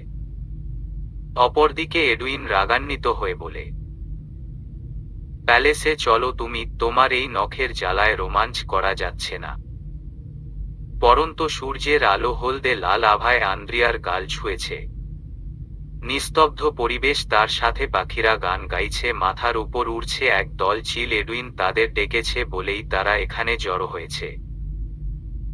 তাদের ছুঁড়ে ছুঁড়ে খাবার দেওয়া হচ্ছে, আর চিলরাও কার আগে কে খাবার নিতে পারবে সেই প্রতিযোগিতায় আছে। প্যালেসের ছাদটা ভীষণ সুন্দর। উপরের তলায় একটা বেশ সুন্দর গম্বুজ, তার সাথে একটা সুইমিং পুল। এডুইন তার সাম্রাজ্য কোন কিছুর কমতি রাখেনি। ছাদে বেশ কয়েকটা শাক সবজি ফল গাছ আছে, সেখান থেকেই একটা পেয়ারা ছিঁড়ল আন্দ্রিয়া। কামড় দেওয়ার আগেই এডুইন বলল, ধুয়ে খাবে, এর আগে নয়। জামায় মুছে নিলেই তো হলো। যা বলছি তা শুনবে না তুমি? আমি বলেছি যখন তোমার ভালোর জন্যই বলেছি।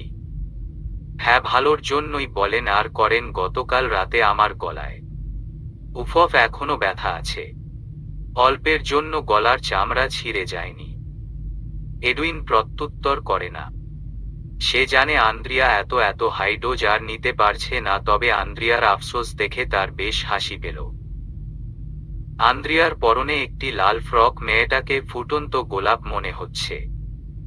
আন্দ্রিয়া হাঁটতে হাঁটতে ছাদের কোনায় গেল। এডুইনের ছাদে বেশ বড় একটি কাঠগোলাপ গাছ আছে। ফুলগুলো উপরে হওয়ায় আন্দ্রিয়া লাফিয়ে ঝাঁপিয়েও ফুল নিতে পারল না। মেয়েটার লাফঝাপে এডুইন এগিয়ে এলো। কুইন, কি হয়েছে? এডুইন, একটা ফুল নিয়ে দিন। কি সুন্দর ফুল, তাই না? এই ফুল সুন্দর। এডুইন ভ্রু কুঁচকে ফেলে। আন্দ্রিয়া পুনরায় লাফিয়ে বলে, কাঠগোলাপ ফুল একটু বেশি সুন্দর। এডুইন হাত বাড়িয়ে কয়েকটা ফুল ছিঁড়ে আন্দ্রিয়ার হাতে দেয়। এই মেয়েটার কাছে এই ফুল ভালো লাগে, অথচ এডুইনের কাছে গাছটা অযত্নে পড়ে আছে। আন্দ্রিয়া কথার মাঝেই একটি ফুল নিজের কানে গুজে নিল। এডুইন আন্দ্রিয়ার পানেই তাকিয়েছিল। যখন আন্দ্রিয়া কানে ফুল গুজে দিল তখন তার কাছে মনে হলো, নাহ, কাঠগোলাপ সত্যিই সুন্দর ফুল। নাকি তোমার কানে আছে বলে এতটা সুন্দর লাগছে আন্দ্রিয়া? এই কথা এডুইন মনে মনেই বলল। তার ইচ্ছে হলো না আবেগটা প্রকাশ করার। আজকের বিকালটা সুন্দর, ফুরফুরে বাতাস বইছে। এডুইনের এই মুহূর্তে মনে হলো ঘোড়া নিয়ে বের হলে মন্দ হবে না। যে ভাবা সেই কাজ। সে আন্দ্রিয়াকে নিয়ে চলে গেল নিচতলায়। আন্দ্রিয়া গুনগুনিয়ে গান গাইতে গাইতে প্যালেস থেকে বের হলো। এডুইনের প্যালেসের সামনে সিঁড়ি, তার পাশেই একটি ঝর্ণা। ছোট বড় পাথরের গা বেয়ে বয়ে চলা ঝর্ণার জল জমা হচ্ছে নিচে ছোট্ট একটা ঝিরিতে। সেই ঝিরিতেও আছে জলজ গাছ এবং রঙিন মাছ। এসব এডুইনের নিজ বুদ্ধিতে করা। আন্দ্রিয়া প্রতিবার মুগ্ধ হয় এসবে।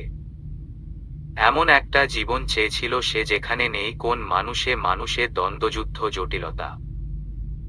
আন্দ্রিয়া গুনগুন গান গাইতে গাইতে প্যালেসের পেছনের দিকে গেল, তার আগে আগে হাঁটছিল এডুইন। আস্তাবল থেকে একটি বড় ঘোড়া বের করে এনে এডুইন চমৎকার হাসল। আন্দ্রিয়া অপলক তাকিয়ে রইল, কি সুন্দর ঘোড়াটা। ঘোড়াটির গায়ের রং দেখছে লালচে লাগছে।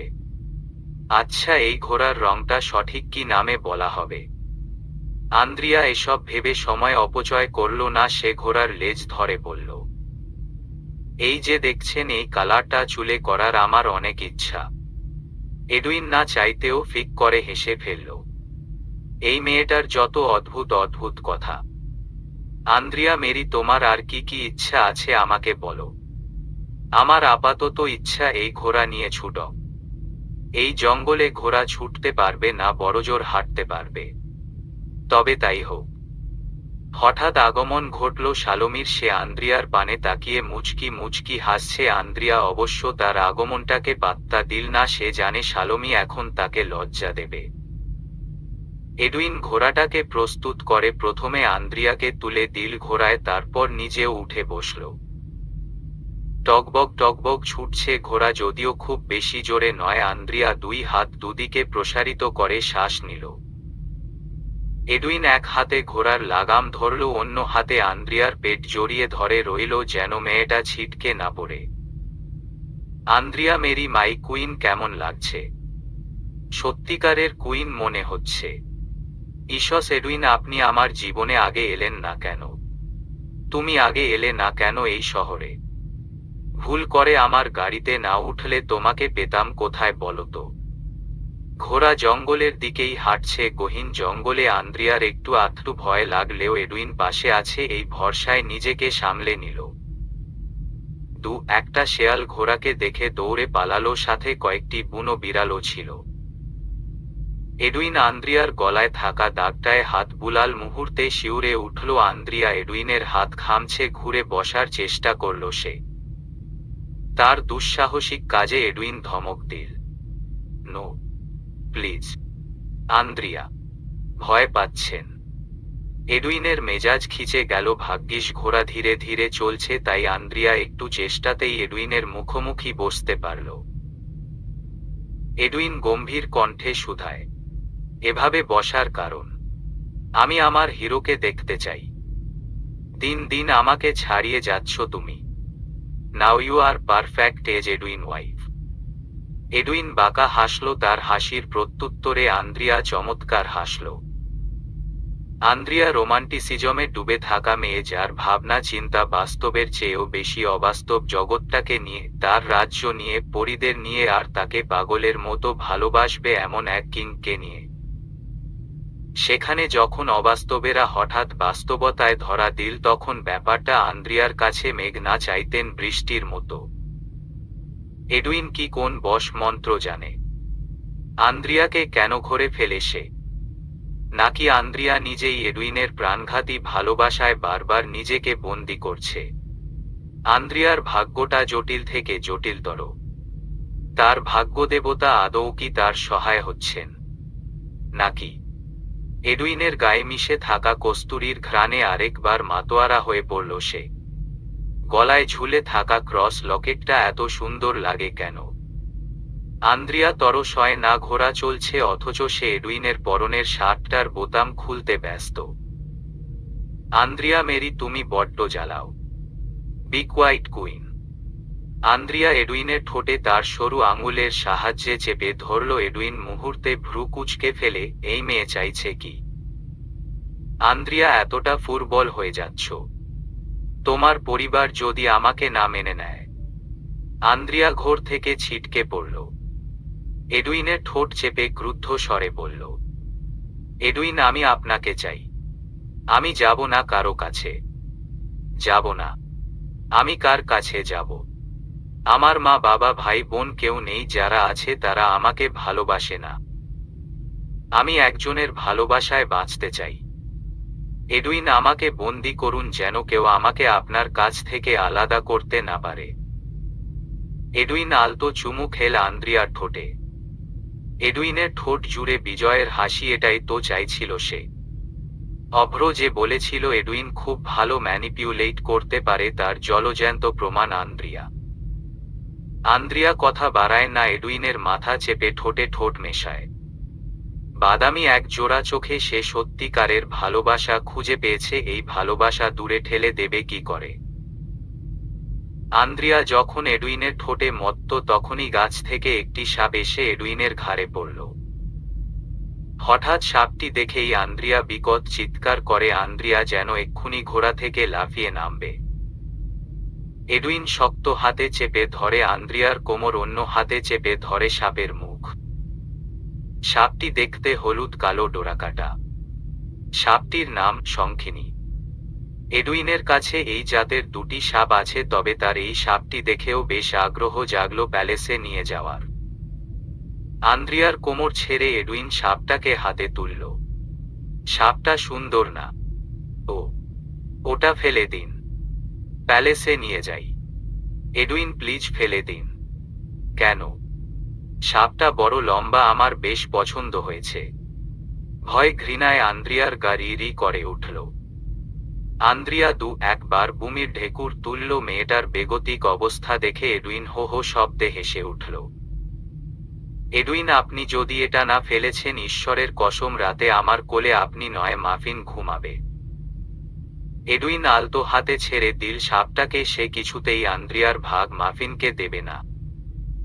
হিংসায় ভরে গেল এডুইনের মন প্রাণ, আন্দ্রিয়ার কোলে সে ঘুমাবে আর কেউ না।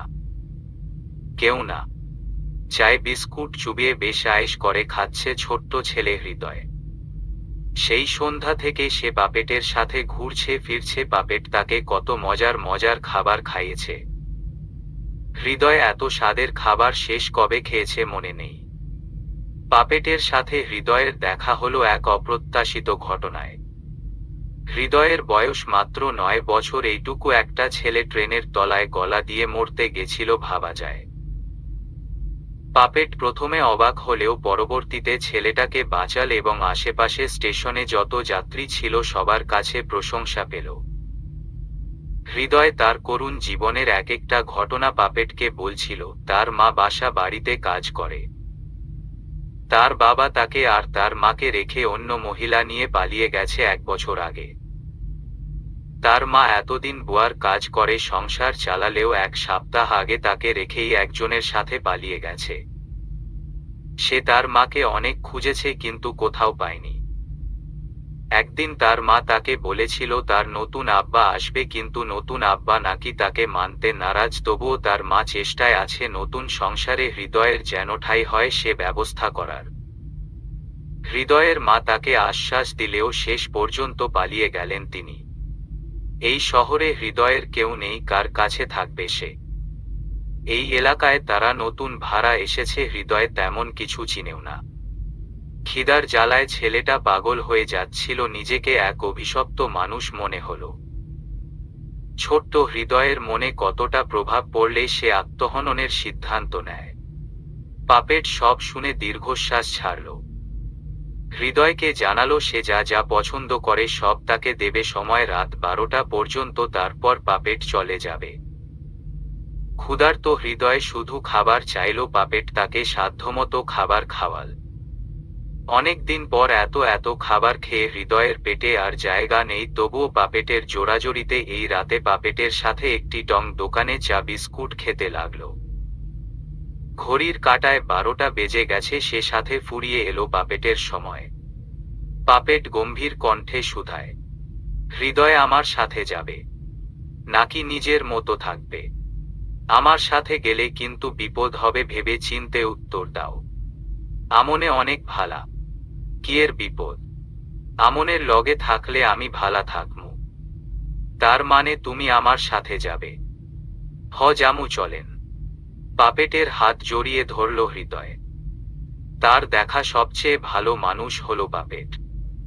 এই ব্যস্ত শহরে রাত 12টা যেন রাত 8টার সমান। পাপেট হৃদয়কে নিয়ে গেল তার বাসায়, ভীষণ সুন্দর বাসা। এক দেখায় হৃদয়ের পছন্দ হলো। এত সুন্দর বাসা সে আগে দেখেছে কিনা সন্দেহ আছে। আমনের বাসায় কেউ নাই? আছে। কে আছে তা জেনে তোমার কাজ নেই। তুমি বরং আমার সাথে আসো। পাপেটের পিছু পিছু যেতে লাগলো হৃদয়। পাপেট তার খাটের তলায় প্রবেশ করে পাতালে যাওয়ার ঢাকনা খুলল। তার কার্যক্রমে বেশ অবাক হলো হৃদয়, তবুও বাক্য ব্যয় না করে সে পাপেটের পিছু পিছু সিঁড়ি দিয়ে পাতালপুরীতে প্রবেশ করল। 1-2 পারো? পাপেটের অদ্ভুত প্রশ্নে হৃদয় ভরকাল। তবুও হ্যাঁ সূচক মাথা নাড়াল। পাপেট স্মিথ হেসে বলে, গুড বয়। আসো, বলতো এখানে কটা মাথা? হৃদয়ের সারা শরীর শিউরে উঠল। একটি বড় তাকে সাজানো আছে বেশ কয়েকটি মাথার খুলি। এত এত মাথার খুলি এখানে কি করছে? হৃদয়ের ভয়ার্ত চাহনি দেখে পাপেট ভরসা দিয়ে বলে, বলো এখানে কটা মাথা? আমার ডর করে। ভয় করবে না, আমি না তোমার ভালো আঙ্কেল। হ, তাহলে আমার কথা শুনো। হৃদয় গুনতে শুরু করল। 1 থেকে 26 পর্যন্ত গুনে হাঁপিয়ে উঠল সে। এখনো অনেক বাকি। বেহিসাবি খুলিগুলো দেখে হৃদয়ের দম বন্ধ লাগছে। হঠাৎ পাপেট হৃদয়ের ঘাড়ে হাত রেখে বলল, শুনো হৃদয়, তুমি জানো তুমি এই পৃথিবীর সবচেয়ে অবহেলিত মানুষ। তোমার বাবা নিজ স্বার্থে চলে গেলেন। তোমার মাও একই কাজটা করলেন। তাহলে বলো তোমার জীবনে আর কে আছে? কেউ নাই। তোমার আম্মা যদি সত্যিই তোমাকে ভালোবাসতো তবে কি তোমাকে একা রেখে চলে যেত? না। এই পৃথিবীতে তোমার বেঁচে থাকাটাই বৃথা আর কষ্টকর। আশা করি এই 1 সপ্তাহে তুমি বুঝতে পেরেছ। তাই তো মরতে গেছিলাম। এভাবে নিজের জীবন শেষ করে লাভ আছে? তোমার উচিত শেষবারের মতো অন্যকে খুশি করে মৃত্যুবরণ করা। কেমনে আমি অন্যরে খুশি করব? পাপেট কিতক্ষণ পাইচারি করল। হৃদয় যখন কক্ষটি মনোযোগ দিয়ে দেখছিল তখনই পাপেট তার সবচেয়ে ধারালো এবং পছন্দের ছুরি দিয়ে হৃদয়ের গলা কাটতে শুরু করে। হৃদয়ের ছটফট বাড়তেই হৃদয়কে শক্ত হাতে জড়িয়ে ধরে তার সাথে। যতক্ষণ পর্যন্ত না ছেলেটার প্রাণ পাখি উড়ে যাচ্ছিল ঠিক ততক্ষণ পর্যন্ত পাপেট হৃদয়ের গলায় বোঝ চালাতেই থাকে। রক্তের জোয়ারে ভিজে গেল পাপেট। তার রক্ত রঞ্জিত দেহখানি দেখলে কোন সুস্থ মানুষ নির্ঘাত জ্ঞান হারাবে? ভাগ্যদেবতা যখন হৃদয়ের সহায় হলো না তখন হৃদয়ের মৃত্যু সুনিশ্চিত। সে ছিটকে পড়ল মেঝেতে। পাপেট রক্তাক্ত দাঁতে হেসে বলে, এভাবে কষ্টে বেঁচে থেকে লাভ নেই। আমি তোমাকে সুখের মরণ দিলাম। পাপেট হৃদয়ের লাতারা চিহ্ন সটা টেবিলে তুলল এবং দেহে থাকা সমস্ত জামাকাপড় খুলে ফেলল। সর্বপ্রথম ইনিউক্লিউশন ফরসেপের মাধ্যমে অক্ষিকোটর থেকে চোখ আলাদা করল। তারপর দেহের সমস্ত শক্তি দিয়ে কোপাতে কোপাতে হৃদয়ের দেহ থেকে মাথাটি ছিন্ন করল। ইয়েস, পাপেট আরেকটি ট্রফি জিতেছে। পাপেট ভীষণ আনন্দে গান গাইতে থাকল। সে এক ছমছমে রাত। রক্তাক্ত পাপেট, রক্তাক্ত পাতালপুরী, কি বিভৎস দৃশ্য! পাপেট ছুরির সাহায্যে কৌশলে হৃদয়ের দেহ থেকে মাংস আলাদা করল। সব মাংস প্যাকেটে ভরে গোসল সেরে বেরিয়ে পড়ল রাতের নিরবিলি রাস্তায়। রাস্তায় থাকা কুকুরগুলোকে হৃদয়ের মাংস এক টুকরো করে খেতে দিল পাপেট। সে যখন কুকুরগুলোকে মাংস খাওয়াচ্ছিল তখন তৃপ্তির হাসি হেসে বলে, হৃদয় বোকা ছেলেটা, কষ্ট করে বাঁচার চেয়ে মৃত্যু শ্রেয়। তুমি মরে গেলেও দেখ, অন্তত তোমার মতো একটা অপ্রয়োজনীয় মানুষ দ্বারা কিছু প্রয়োজনীয় কাজ হলো। ক্ষুধার্ত কুকুরগুলোর রাতের ভোজন বেশ তৃপ্তিদায়ক হলো। আপনার কি ভাবছেন আমি হৃদয়কে মারলাম কেন? আপনারাই বলুন, অপ্রয়োজনীয় একটি প্রাণ এই পৃথিবীতে থেকে কি হবে? ছেলেটা শুধু শুধু বেঁচে থেকে কষ্ট পাবে। তার থেকে বরং তাকে সুখকর মৃত্যু দিলাম, যা কষ্ট পাওয়ার একবারেই পেল, আর কোন কষ্ট নেই তার। হৃদয় কীটের ন্যায় বেঁচে থেকে কি হবে? তার থেকে বরং নিজের জীবনটা বিলিয়ে দিক অন্যের তরে। হৃদয়ের মাংস যখন কাটছিলাম, বিশ্বাস করুন আমার এত আনন্দ হচ্ছিল। অনেকদিন পর আনন্দ পেলাম। হৃদয় আমাকে যে আনন্দ দিয়েছে সেই আনন্দ আমার হৃদয়ে আজীবন লেখা থাকবে। তাছাড়া হৃদয়ে ক্ষুধার্ত কুকুরগুলোর খাবার হলো কুকুররাও নিশ্চয়ই হৃদয়ের প্রতি আনন্দিত। যাই হোক, এত এত উপকার করলাম, তারপরেও আপনারা বলবেন পাপেট খারাপ, খুব খারাপ। আপনারা এত অকৃতজ্ঞ কেন বলুন তো? পাপেটকে কি একটুও ভালোবাসা যায় না? চুপচাপ মাথা ঝুঁকে বসে আছে পাপেট। তার হাতে শার্টে রক্তের দাগ। একটু আগেই সে চরম মাত্রায় ভুল করে ফেলেছে। এই ভুল তো পাপেটের দ্বারা কাম্য নয়। সে অতি বিচক্ষণ এবং বুদ্ধিমান ব্যক্তি, তাহলে কেন এই ভুলটা হলো? এবারের মতো ভাগ্যদেবতা যদি সহায় না হয় তবে পাপেটের খেলা ইতোমধ্যে শেষ হতে চলেছে। এই তো কয়েক ঘন্টা আগে একটি মেয়েকে কৌশলে তার পাতালপুরীতে বন্দি করেছে। রাগে জেদে কি করেছে সে নিজেও জানে না। পরিকল্পনা অনুযায়ী কাজ করা হয়নি বলেই সে বিপদে পড়তে পারে বলা যায়। বিপদে পড়ার চান্স 50%।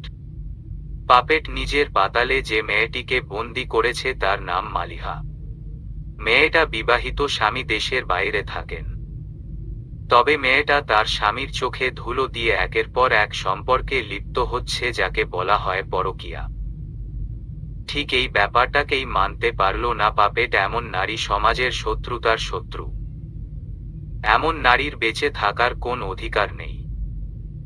পাপেট যখন একটি পার্কে বসে মালিহার কথা শুনছিল, অর্থাৎ তার প্রেমিকের কাছে স্বামীর কথা বলছিল, তখনই পাপেট বুঝে যায় এই মেয়ে কতটা জঘন্য কাজ করছে। দূর দেশে থাকা স্বামী তার স্ত্রীর পানে তাকিয়ে, অথচ স্ত্রী কি না পরপুরুষে আসক্ত। রাত তখন বাড়ছে, সেই সাথে ধীরে ধীরে কমে যাচ্ছে মানুষের আনাগোনা। মালিহা যখন বাড়ি ফিরছিল ঠিক তখনই তার পিছু নিল পাপেট, আর সুযোগ মতো মেয়েটিকে অচেতন করে তুলেও আনলো। আসার সময় একটি ব্রিজে গাড়ি দাঁড় করিয়ে মেয়েটির ব্যাগপত্র ফেলে এসেছে, কিন্তু সে যে মেয়েটিকে তুলে এনেছে এটা কি আদৌ পারফেক্ট কাজ হয়েছে? যদি কেউ তাকে দেখে ফেলে কিংবা সন্দেহজনক ক্লু পেয়ে যায়? পাপেট ভারী বিরক্ত হলো। অন্তত তার ভাবনায় ছিল আগামী এক সপ্তাহে কোন রকম ক্রাইম করা যাবে না। এই এক সপ্তাহ সে সাধারণ মানুষের রূপে কাটাবে, কিন্তু নিজের কথা আজ নিজেই খেলাপ করে ফেলল। কিছুক্ষণ আগে পাপেট মালিহার একটি কান কেটেছিল। এই মুহূর্তে পাপেট পুনরায় হাতের ছুরিটা মুষ্টিবদ্ধ করল। রেগে মেগে মালিহার বাকি কান এক পোঁচে কেটে ফেলল। মুহূর্তে বেহিসেবে রক্ত ঝরছে, কয়েক ফোঁটা রক্তের ছিটা পাপেটের গায়েও এসেছে। পাপেট বিরক্ত হয়ে গায়ের শার্ট খুলে ছুঁড়ে ফেলল মেঝেতে। নিজের কক্ষে ফিরে কোন মতে হাত ধুয়ে নতুন শার্ট পরে বেরিয়ে পড়ল মাঝরাতে। মালিহা নামের মেয়েটার চেতনা এত সহজে ফিরবে না সে ব্যাপারে নিশ্চিন্ত পাপেট। মাঝরাতে আন্দ্রিয়ার ঘুম ভাঙল। কোলের কাছে মাফিনকে দেখে বড্ড চমকে গেল। মাফিন তো তার কোলে থাকার কথা না। এডুইন মাফিনকে বিছানায় উঠতে বারণ করেছে। ভদ্র মাফিন তার কর্তার আদেশ অক্ষরে অক্ষরে পালন করে, তবে মাফিন এখানে কি করছে? আন্দ্রিয়া যখন পিঠ ঘুরালো তখন পিঠের তলায় নাটকে দেখে পাল্টা অবাক হল। এডুইন কোথায়? এডুইন তাকে পেছনে থেকে জড়িয়ে রাখে। সেখানে এডুইনের স্থানে নাট কি করছে? অন্ধকার কক্ষে একটি ল্যাম্পের আলোয় কিছুটা আলোকিত। আন্দ্রিয়া উঠে বসল। মাথাটা এত ভার ভার লাগছে কেন? এদিকে ঘুমেও চোখটা খিচে আসছে। আন্দ্রিয়া কোন মতে হেলেদুলে উঠে দাঁড়াল। এডুইন আছেন?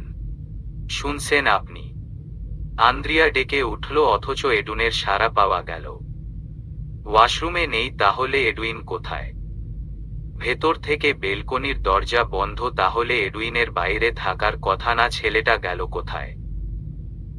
আন্দ্রিয়া কক্ষের লাইট জ্বালিয়ে দরজার কাছে যেতে বুঝতে পারল দরজাটা বাইরে থেকে বন্ধ। এডুইন তাকে বন্দি করে কোথায় গেল? আচমকা আন্দ্রিয়ার গা ছমছম করে উঠল। এখানে আসার পর থেকে এডুইন এক মুহূর্তের জন্য তাকে দূরে রাখেনি, তাহলে এখন রাতে কোথায় গেল? আন্দ্রিয়া অনেকবার ডাকল এডুইনকে, না, সারা শব্দ নেই। কক্ষের কাচের দেয়ালটা ঢেকে আছে ভারী পর্দায়। আন্দ্রিয়া পর্দা সরিয়ে বাইরের অবস্থা বোঝার বাইরে সব অন্ধকার অতলে হারিয়ে গেছে, সেই সাথে শেয়ালের হাক, নাম না জানা পশুরা কেমন করে যেন ডাকছে। আন্দ্রিয়ার গা ছমছম কর উঠল।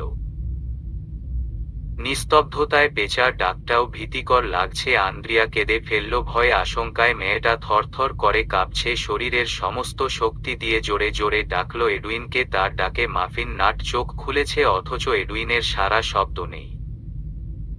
এই শহরের মধ্যবিত্ত আর নিম্নবিত্তরা যখন গভীর ঘুমে আচ্ছন্ন, তখন একদল উচ্চবিত্ত তাদের হই হুল্লোড়ে ব্যস্ত। এডুইন সচরাচর এই নাইট ক্লাবে আসলেও শুধু একা নয়, সাথে অভ্র আসে। তবে আজ অভ্র এখনো এসে পৌঁছায়নি। এডুইন পায়ের উপর পা তুলে ওয়াইনের গ্লাসে চুমুক দিচ্ছে। তার সামনে হাত পা গুটিয়ে বসে আছে একটি ছেলে। ছেলেটার চাহনি হাবভাবে বেশ ভালোভাবে বোঝা যায় সে এডুইনকে কতটা মান্য করে এবং ভয় পায়। স্যার, যা যা কাজ ছিল সব শেষ, আপনি যা বলবেন তাই করব। এখন যেহেতু অবসর সময়, আমি কিছুটা নিজের মতো করে সময় কাটাতে চাই। আমাদের কয়েকটা দিন ছুটি দিন, আমরা সবাই মিলে কক্সবাজার যেতে চাই। ঠিক আছে, যাও। টাকা লাগলে বলবে, যা লাগবে দিব, সমস্যা নাই। অচিরেই ছেলেটার মুখে ফুটে উঠল হাসি। ঠিক এসব কারণেই এডুইনকে সে এতটা পছন্দ করে। এডুইনের সাথে ছেলেটার বেশ ভালো সম্পর্ক। মূলত এডুইনের টুকটাক কিছু সিক্রেট এই ছেলেটাই জানে। ছেলেটা এডুইনের সাথে হ্যান্ডশেক করে উঠে দাঁড়ালো, তবে যাওয়ার আগে পেছনে ফিরে বলল, স্যার, আমার একটা ব্যাপারে ভীষণ ভয় হচ্ছে। ভয়? আপনার জন্য ভয়? আমার জন্য? কিন্তু কেন? জোয়াকিম ভীষণ ডেঞ্জারাস পারসন, তবে সে আপনাকে মান্য করে, ভালোবাসে। আপনি যে কাজটা করলেন পরিকল্পনা অনুযায়ী, কাজটা যদি মানে তীরে এসে তরি ডুবে গেলে জোয়াকিম আপনাকে ছাড়বে না। জোয়াকিমের ইতিহাসে সে একটাও ফ্লপ কাজ করেনি, একমাত্র আপনাকে সাপোর্ট করে। সে তার কাজ থেকে সরে এসেছে, মিথ্যার প্রাচীর গড়েছে। যদি এসব লিক হয়ে যায় তবে আমরা শেষ। এডুইনের হাতে জ্বলন্ত সিগারেট, সে তা মুখে পুরল। আন্দ্রিয়া সিগারেটের ধোঁয়া সহ্য করতে পারে না বলে আজকাল সিগারেট খাওয়াও কমিয়ে দিয়েছে। তার চোখে মুখে যে চিন্তার আভাস, তা অতি সহজে যে কেউ দেখলে বুঝে ফেলবে। এডুইন সিগারেটটা হাতের মাঝে নিয়েই মুচড়ে ফেলল, ওয়াইনের গ্লাসে চুমুক দিয়ে বলে, শুনো, মধু সংগ্রহে নামলে মৌমাছির হুল খাওয়া অস্বাভাবিক কিছু না। আমি মধু সংগ্রহে নেমেছি, আমি যে হুল খাবো না তার নিশ্চয়তা কি? স্যার, আপনি ইতোমধ্যে মধু খেয়ে ফেলেছেন। সরি, একটু বেশি ডিপ বলে ফেললাম। ছেলেটা জিভে কামড় বসালো। ইসস, বেখেয়ালি হয়ে কি বলেছে সে? এডুইন নিজেও আনমনে হেসে ফেলল। মৌমাছির চাকে বসে মধু খাচ্ছি, বুঝতে পারছো কতটা রিস্কে আছি। যাই হোক, তুমি যাও, আমার বন্ধু চলে আসবে। ছেলেটা চলে গেল। এর কিছুক্ষণ বাদেই আগমন ঘটল অভ্রের। উস্খুস্কো চুল আর এলোমেলো শার্ট, চোখে মুখে বিষণ্ণতা নিয়ে এডুইনের সামনে বসল অভ্র। হাতের ব্লেজারটা অন্য চেয়ারে রেখে মুশরে উঠল সে। আই কিচ্ছি আর লগে কিল্লাই এরুময়। এডুইন কিঞ্চিত অবাক হয়, অভ্রের আবার কি হয়েছে? ছেলেটা কি ছ্যাঁকাভ্যাকা খেয়ে আসলো নাকি? হোয়াট হ্যাপেন অভ্র? কইচ্ছা রে ভাই, আর কইচ্ছা? মায়া ওগা। অভ্রের কথার মাঝেই ধমক দিয়ে থামিয়ে দিল এডুইন। কি সমস্যা, স্বাভাবিকভাবে বলো, না হলে আমি যাচ্ছি। অভ্র নাক টেনে ওয়াইনের গ্লাসে চুমুক বসালো। একটা মেয়েকে দেখে ভালো লেগেছে, ওর সাথে বেশ ভালো সম্পর্ক গড়ে উঠেছে, দামি দামি গিফট দিয়েছি, একসাথে লাঞ্চ ডিনার করেছি, ভেবেছি আগামী মাসেই প্রপোজ করব। ওর হাবভাবে আমি শিওর ছিলাম আমাকে পছন্দ করে। কিন্তু এখন ওর সুগার ড্যাডি আছে রে ভাই। ওই সুগারের কাছে আমি সল্ট রে ভাই, সল্ট। এডুইন চাপা হেসে দম ছাড়ল। অভ্র যে একটা আধা পাগল সে তা ভালো করেই জানে। এসব নিয়ে কান্নাকাটি করছো? তুমি কি বাচ্চা? প্লিজ অভ্র, এসব বাদ দাও। আমার ভালো লাগছে না, আমি মরেই যাব। তো যাও। আমি আর আন্দ্রিয়া তোমার মৃত্যুতে শোক প্রকাশ করে আসব। এইসলা আমার বাবা না, পুলিশ মরার আগে সুইসাইড নোটে তোমার নাম লিখে যাব, একদম লকাবে তোমার বাসর করিয়ে ছাড়বে। আঙ্কেলকে তাহলে আমিও জানাবো তার নবাব পুত্র 2 দিনের প্রেমে পড়ে লক্ষ লক্ষ টাকার উপহার সেই মেয়েকে দিয়েছে। এত টাকা সে পায় কোথায়? তাছাড়া এসব টাকা অহেতুক পথে কেন খরচ করবে? অভ্র খুব খুব করে কেসে উঠল। কাশির সাথে এডুইনের সাদা শার্টে ওয়াইনের ছিটকা আসতে দাঁতে দাঁত চেপে তাকালো সে। অভ্রের অবস্থাটা হলো চাচা আপন প্রাণ বাঁচা। সে কথা পাল্টে বলে, সরি ভাই সরি, এসব বাদ দাও, আন্দ্রিয়া জানে তুমি এখানে। না, সে ঘুমে। কি বেচারি ভয় পাবে তো। তোমার সাপেরা যদি। দরজা লক করে এসেছি। এডুইন, আন্দ্রিয়া তোমার সাথে সুখিত নাকি তুমি ম্যানিপুলেট করে ফেলেছ? এডুইন হো হো করে হেসে ফেলল। টেবিলে হাত ভর করে কিছুটা এগিয়ে এসে ফিসফিস করে বলল, একবার বিয়েটা কর অভ্র, বুঝে ফেলবি এই সম্পর্কে কোন ম্যানিপুলেট নেই, জাস্ট ভালোবাসা। রাত দিন 24 ঘন্টা শুধু লেপ্টে থাকবে। ঘন্টার পর ঘন্টা কেটে যাবে, বউকে ছাড়তেই ইচ্ছে করবে না। এই চুপ করো, আমি অবিবাহিত সিঙ্গেল, আমার এসব সহ্য হয় না, প্লিজ এসব আমার সামনে বলবে না। অভ্র কুমির কান্নায় ভেঙে পড়ল। এডুইন ঠোঁট বাঁকিয়ে হাতে থাকা ঘড়ির দিকে নজর ঘুরালো। রাত 3টা বাজে, যত দ্রুত সম্ভব তাকে প্যালেসে ফিরতে হবে। যে উদ্দেশ্যে বাইরে এসেছিল সেই কাজ হয়ে গেছে, এছাড়া আর বসে থেকে লাভ নেই। হঠাৎ এডুইনের ঘাড়ে হাত রাখলো কেউ একজন। এডুইন ঘাবড়ে গিয়ে পেছনে তাকাতে নেহালকে দেখে ভীষণ চমকে গেল, সেই সাথে তার ঘাবড়ানো চাহনি পরখ করে নেহাল কুটিল হাসল। এত রাতে এখানে? বউ কোথায়? আপনি? এডুইন, ঘামছো কেন? তোমার বউ জানে তুমি এখানে? জানবে না কেন? অবশ্যই জানে। কোন মেয়ে নিয়ে এসেছ? বউ দিয়ে কি মন ভরে না? এডুইন ভীষণ রেগে গেল, তবে অভ্র দ্রুত চেপে ধরল এডুইনের হাত, ইশারায় তাকে থামতে বললে এডুইন নিজের রাগটা সংবরণ করে, তবে নেহালের কথার পাল্টা জবাব দিতে ভুলে না। আপনি কোন মেয়ে এনেছেন? না মানে আপনার বউ পরপুরুষের সাথে পালিয়েছে আজ এত বছর, তাও বিয়ে করছেন না? অদ্ভুত। নাকি এক মেয়েতে মন ভরে না? অপমানে থমথমে হয়ে যায় নেহালের মুখ। এডুইন এখানে আর এক মুহূর্ত থাকার ইচ্ছা পোষণ করল না। সে নিজের ব্লেজার ফোন হাতে তুলে বলে, আমাকে রাগানোর চেষ্টা করবেন না মামা, আমি রিকোয়েস্ট করছি, এর পরিণাম ভয়াবহ হবে। আই রিপিট, ভয়াবহ। আরেকটা কথা, আমার ওয়াইফ নিয়ে কোন প্রকার ভালো খারাপ মন্তব্য আমি শুনতে চাই না, ক্লিয়ার? শুয়োরের বাচ্চা তোর। ওয়েট, আমার জন্ম আপনার বোনের পেটে, তাহলে শুয়োরটাকে?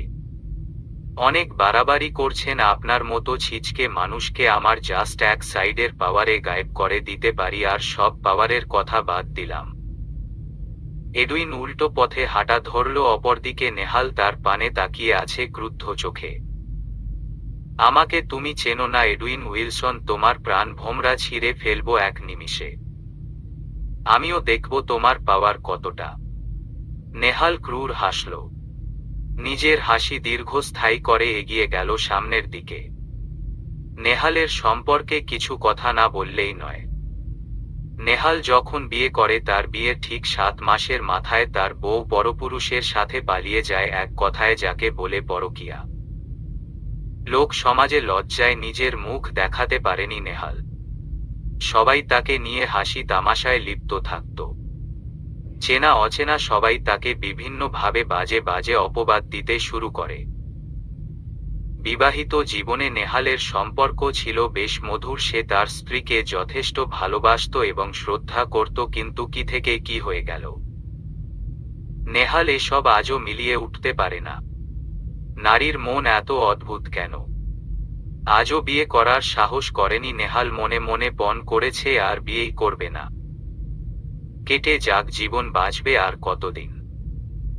প্যালেসে ফিরতে ফিরতে এডুইনের রাত 4টা বেজে গেল। যখনই গাড়ি এসে প্যালেসের সামনে দাঁড়ালো তখনই দেখতে পেল কক্ষের লাইট জ্বলছে। তার মানে কি আন্দ্রিয়া উঠে গেছে? ভয়ে দম বন্ধ হয়ে এলো তার। কোন মতে গাড়িটা সাইডে রেখে জঙ্গলের দিকে দৌড় লাগালো। কক্ষের পেছনের সাইড থেকে ভেতরের কিছু দেখা যায় কিনা চেষ্টা করলো। না, কিছুই দেখা যাচ্ছে না। যদি পর্দা সরিয়ে রাখত তবেই দেখা যেত। এডুইন বেশ কিছুক্ষণ নীরবিলি ভাবল কি করা যায়, কি করবে সে। আন্দ্রিয়াকে কি জবাব দেবে? এদিকে মশারা তাকে ঘিরে ধরেছে, ইচ্ছা মতো রক্ত আহারে ব্যস্ত মশার দল। এডুইন হাত চুলকে প্যালেসের দিকে গেল। যা হবার হবে, আন্দ্রিয়াকে যা তা বুঝিয়ে দেওয়া যাবে।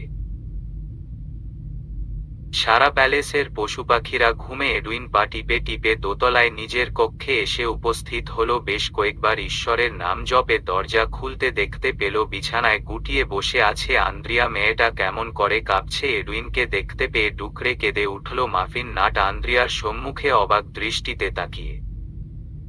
কুইন।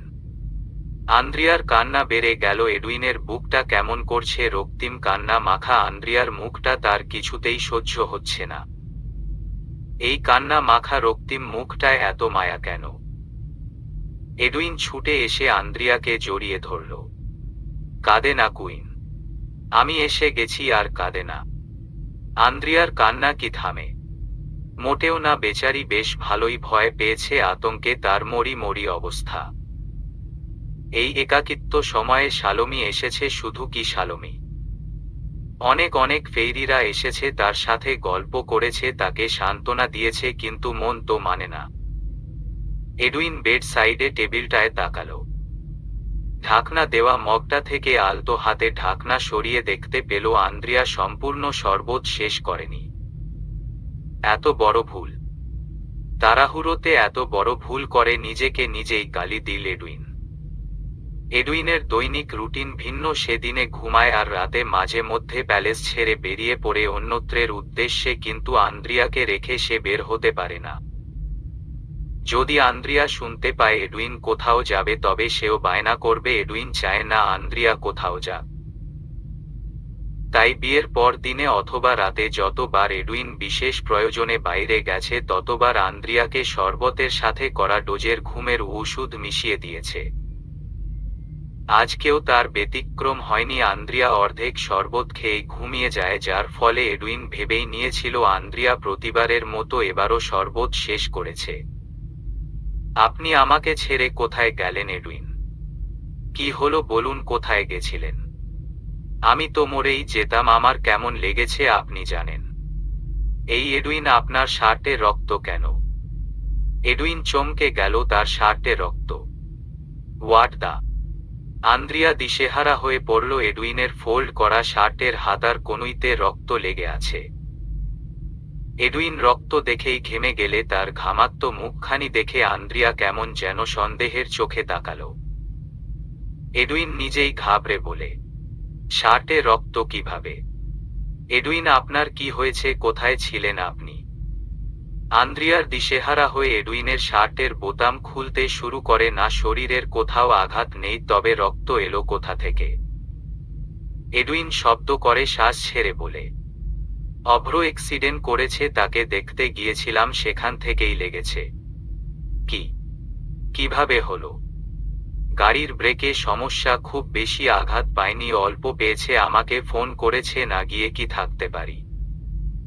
উনি এখন কেমন আছেন? মাথায় হাতে পায়ে একটু চোট লেগেছে, বাসায় পাঠিয়ে দিয়েছি। জানো ওর হাতের ক্ষতটা গভীর, অনেক রক্ত ঝরেছে, ওখান থেকেই শার্টে রক্ত লেগেছে। ওহ, আর তুমি এদিকে কি করলে? নিজের চোখ মুখের এ অবস্থা কেন? জানেন আমি কতটা ভয় পেয়েছি। আশেপাশে কেউ নেই, আমি একা এখানে বন্দি, কতটা ভয়ানক ব্যাপার স্যাপার। ভয় কাটিয়ে দিব। আপনি পাশে থাকলেই আমার ভয় কেটে যায়। এডুইন বাঁকা হাসল। আন্দ্রিয়া ইতোমধ্যে রক্ত চেক করতে গিয়ে তার শার্ট খুলে দিয়েছে। আন্দ্রিয়ার মন থেকে এই রাতের ছাপটুকু মুছে দেওয়া দরকার। এডুইন জানে কি করে আন্দ্রিয়াকে ভুলিয়ে দিতে হয়। সে আন্দ্রিয়াকে টেনে এনে বুকে জোড়াল। খুব ভয় পেয়েছ? ঘুমাবে। ঘুম কেটে গেছে। তাহলে রাতটুকু নষ্ট করব কেন? এডুইন আন্দ্রিয়ার ঠোঁট আঁকড়ে ধরল। আন্দ্রিয়া ধাক্কা দিয়ে সরিয়ে দিল এডুইনকে। কি সমস্যা আন্দ্রিয়া? আপনি দেখছেন না নাট মাফিন তাকিয়ে আছে? তো তো মানে লজ্জা নেই আপনার? না নেই। আমি চাই না আমার লজ্জা হোক। Please queen come. এডুইন শীষ বাজাল। সঙ্গে সঙ্গে মাফিন নাট এক ছুটে বেরিয়ে গেল। এডুইন বাতি নিভিয়ে এসে আন্দ্রিয়াকে জড়িয়ে ধরল। আন্দ্রিয়ার নাকে এসে ঠেকল মদ আর সিগারেটের বাজে গন্ধ। এডুইন, আপনি মুখ ধুয়ে আসুন। আপনি মদ খেয়েছেন। চুপ করো। তোমাকে খেতে দাও। না, আগে মুখ ধুয়ে আসুন। আন্দ্রিয়ার জোরাজোরিতে এডুইন একটুও নড়ল না, বরং সে ধীরে ধীরে নিজের মাঝে আঁকড়ে ধরল আন্দ্রিয়াকে। আন্দ্রিয়া যখন নিজের প্রতি নিজেই নিয়ন্ত্রণ হারালো, তখন থেমে গেল তার আদেশ নিষেধ। নিস্তব্ধ কক্ষ জুড়ে শুধু শোনা যাচ্ছে আন্দ্রিয়ার গোঙানি। আন্দ্রিয়া হাঁপিয়ে উঠে মেয়েটা গুটিয়ে গিয়ে এডুইনের কাছ থেকে দূরত্ব চায়, কিন্তু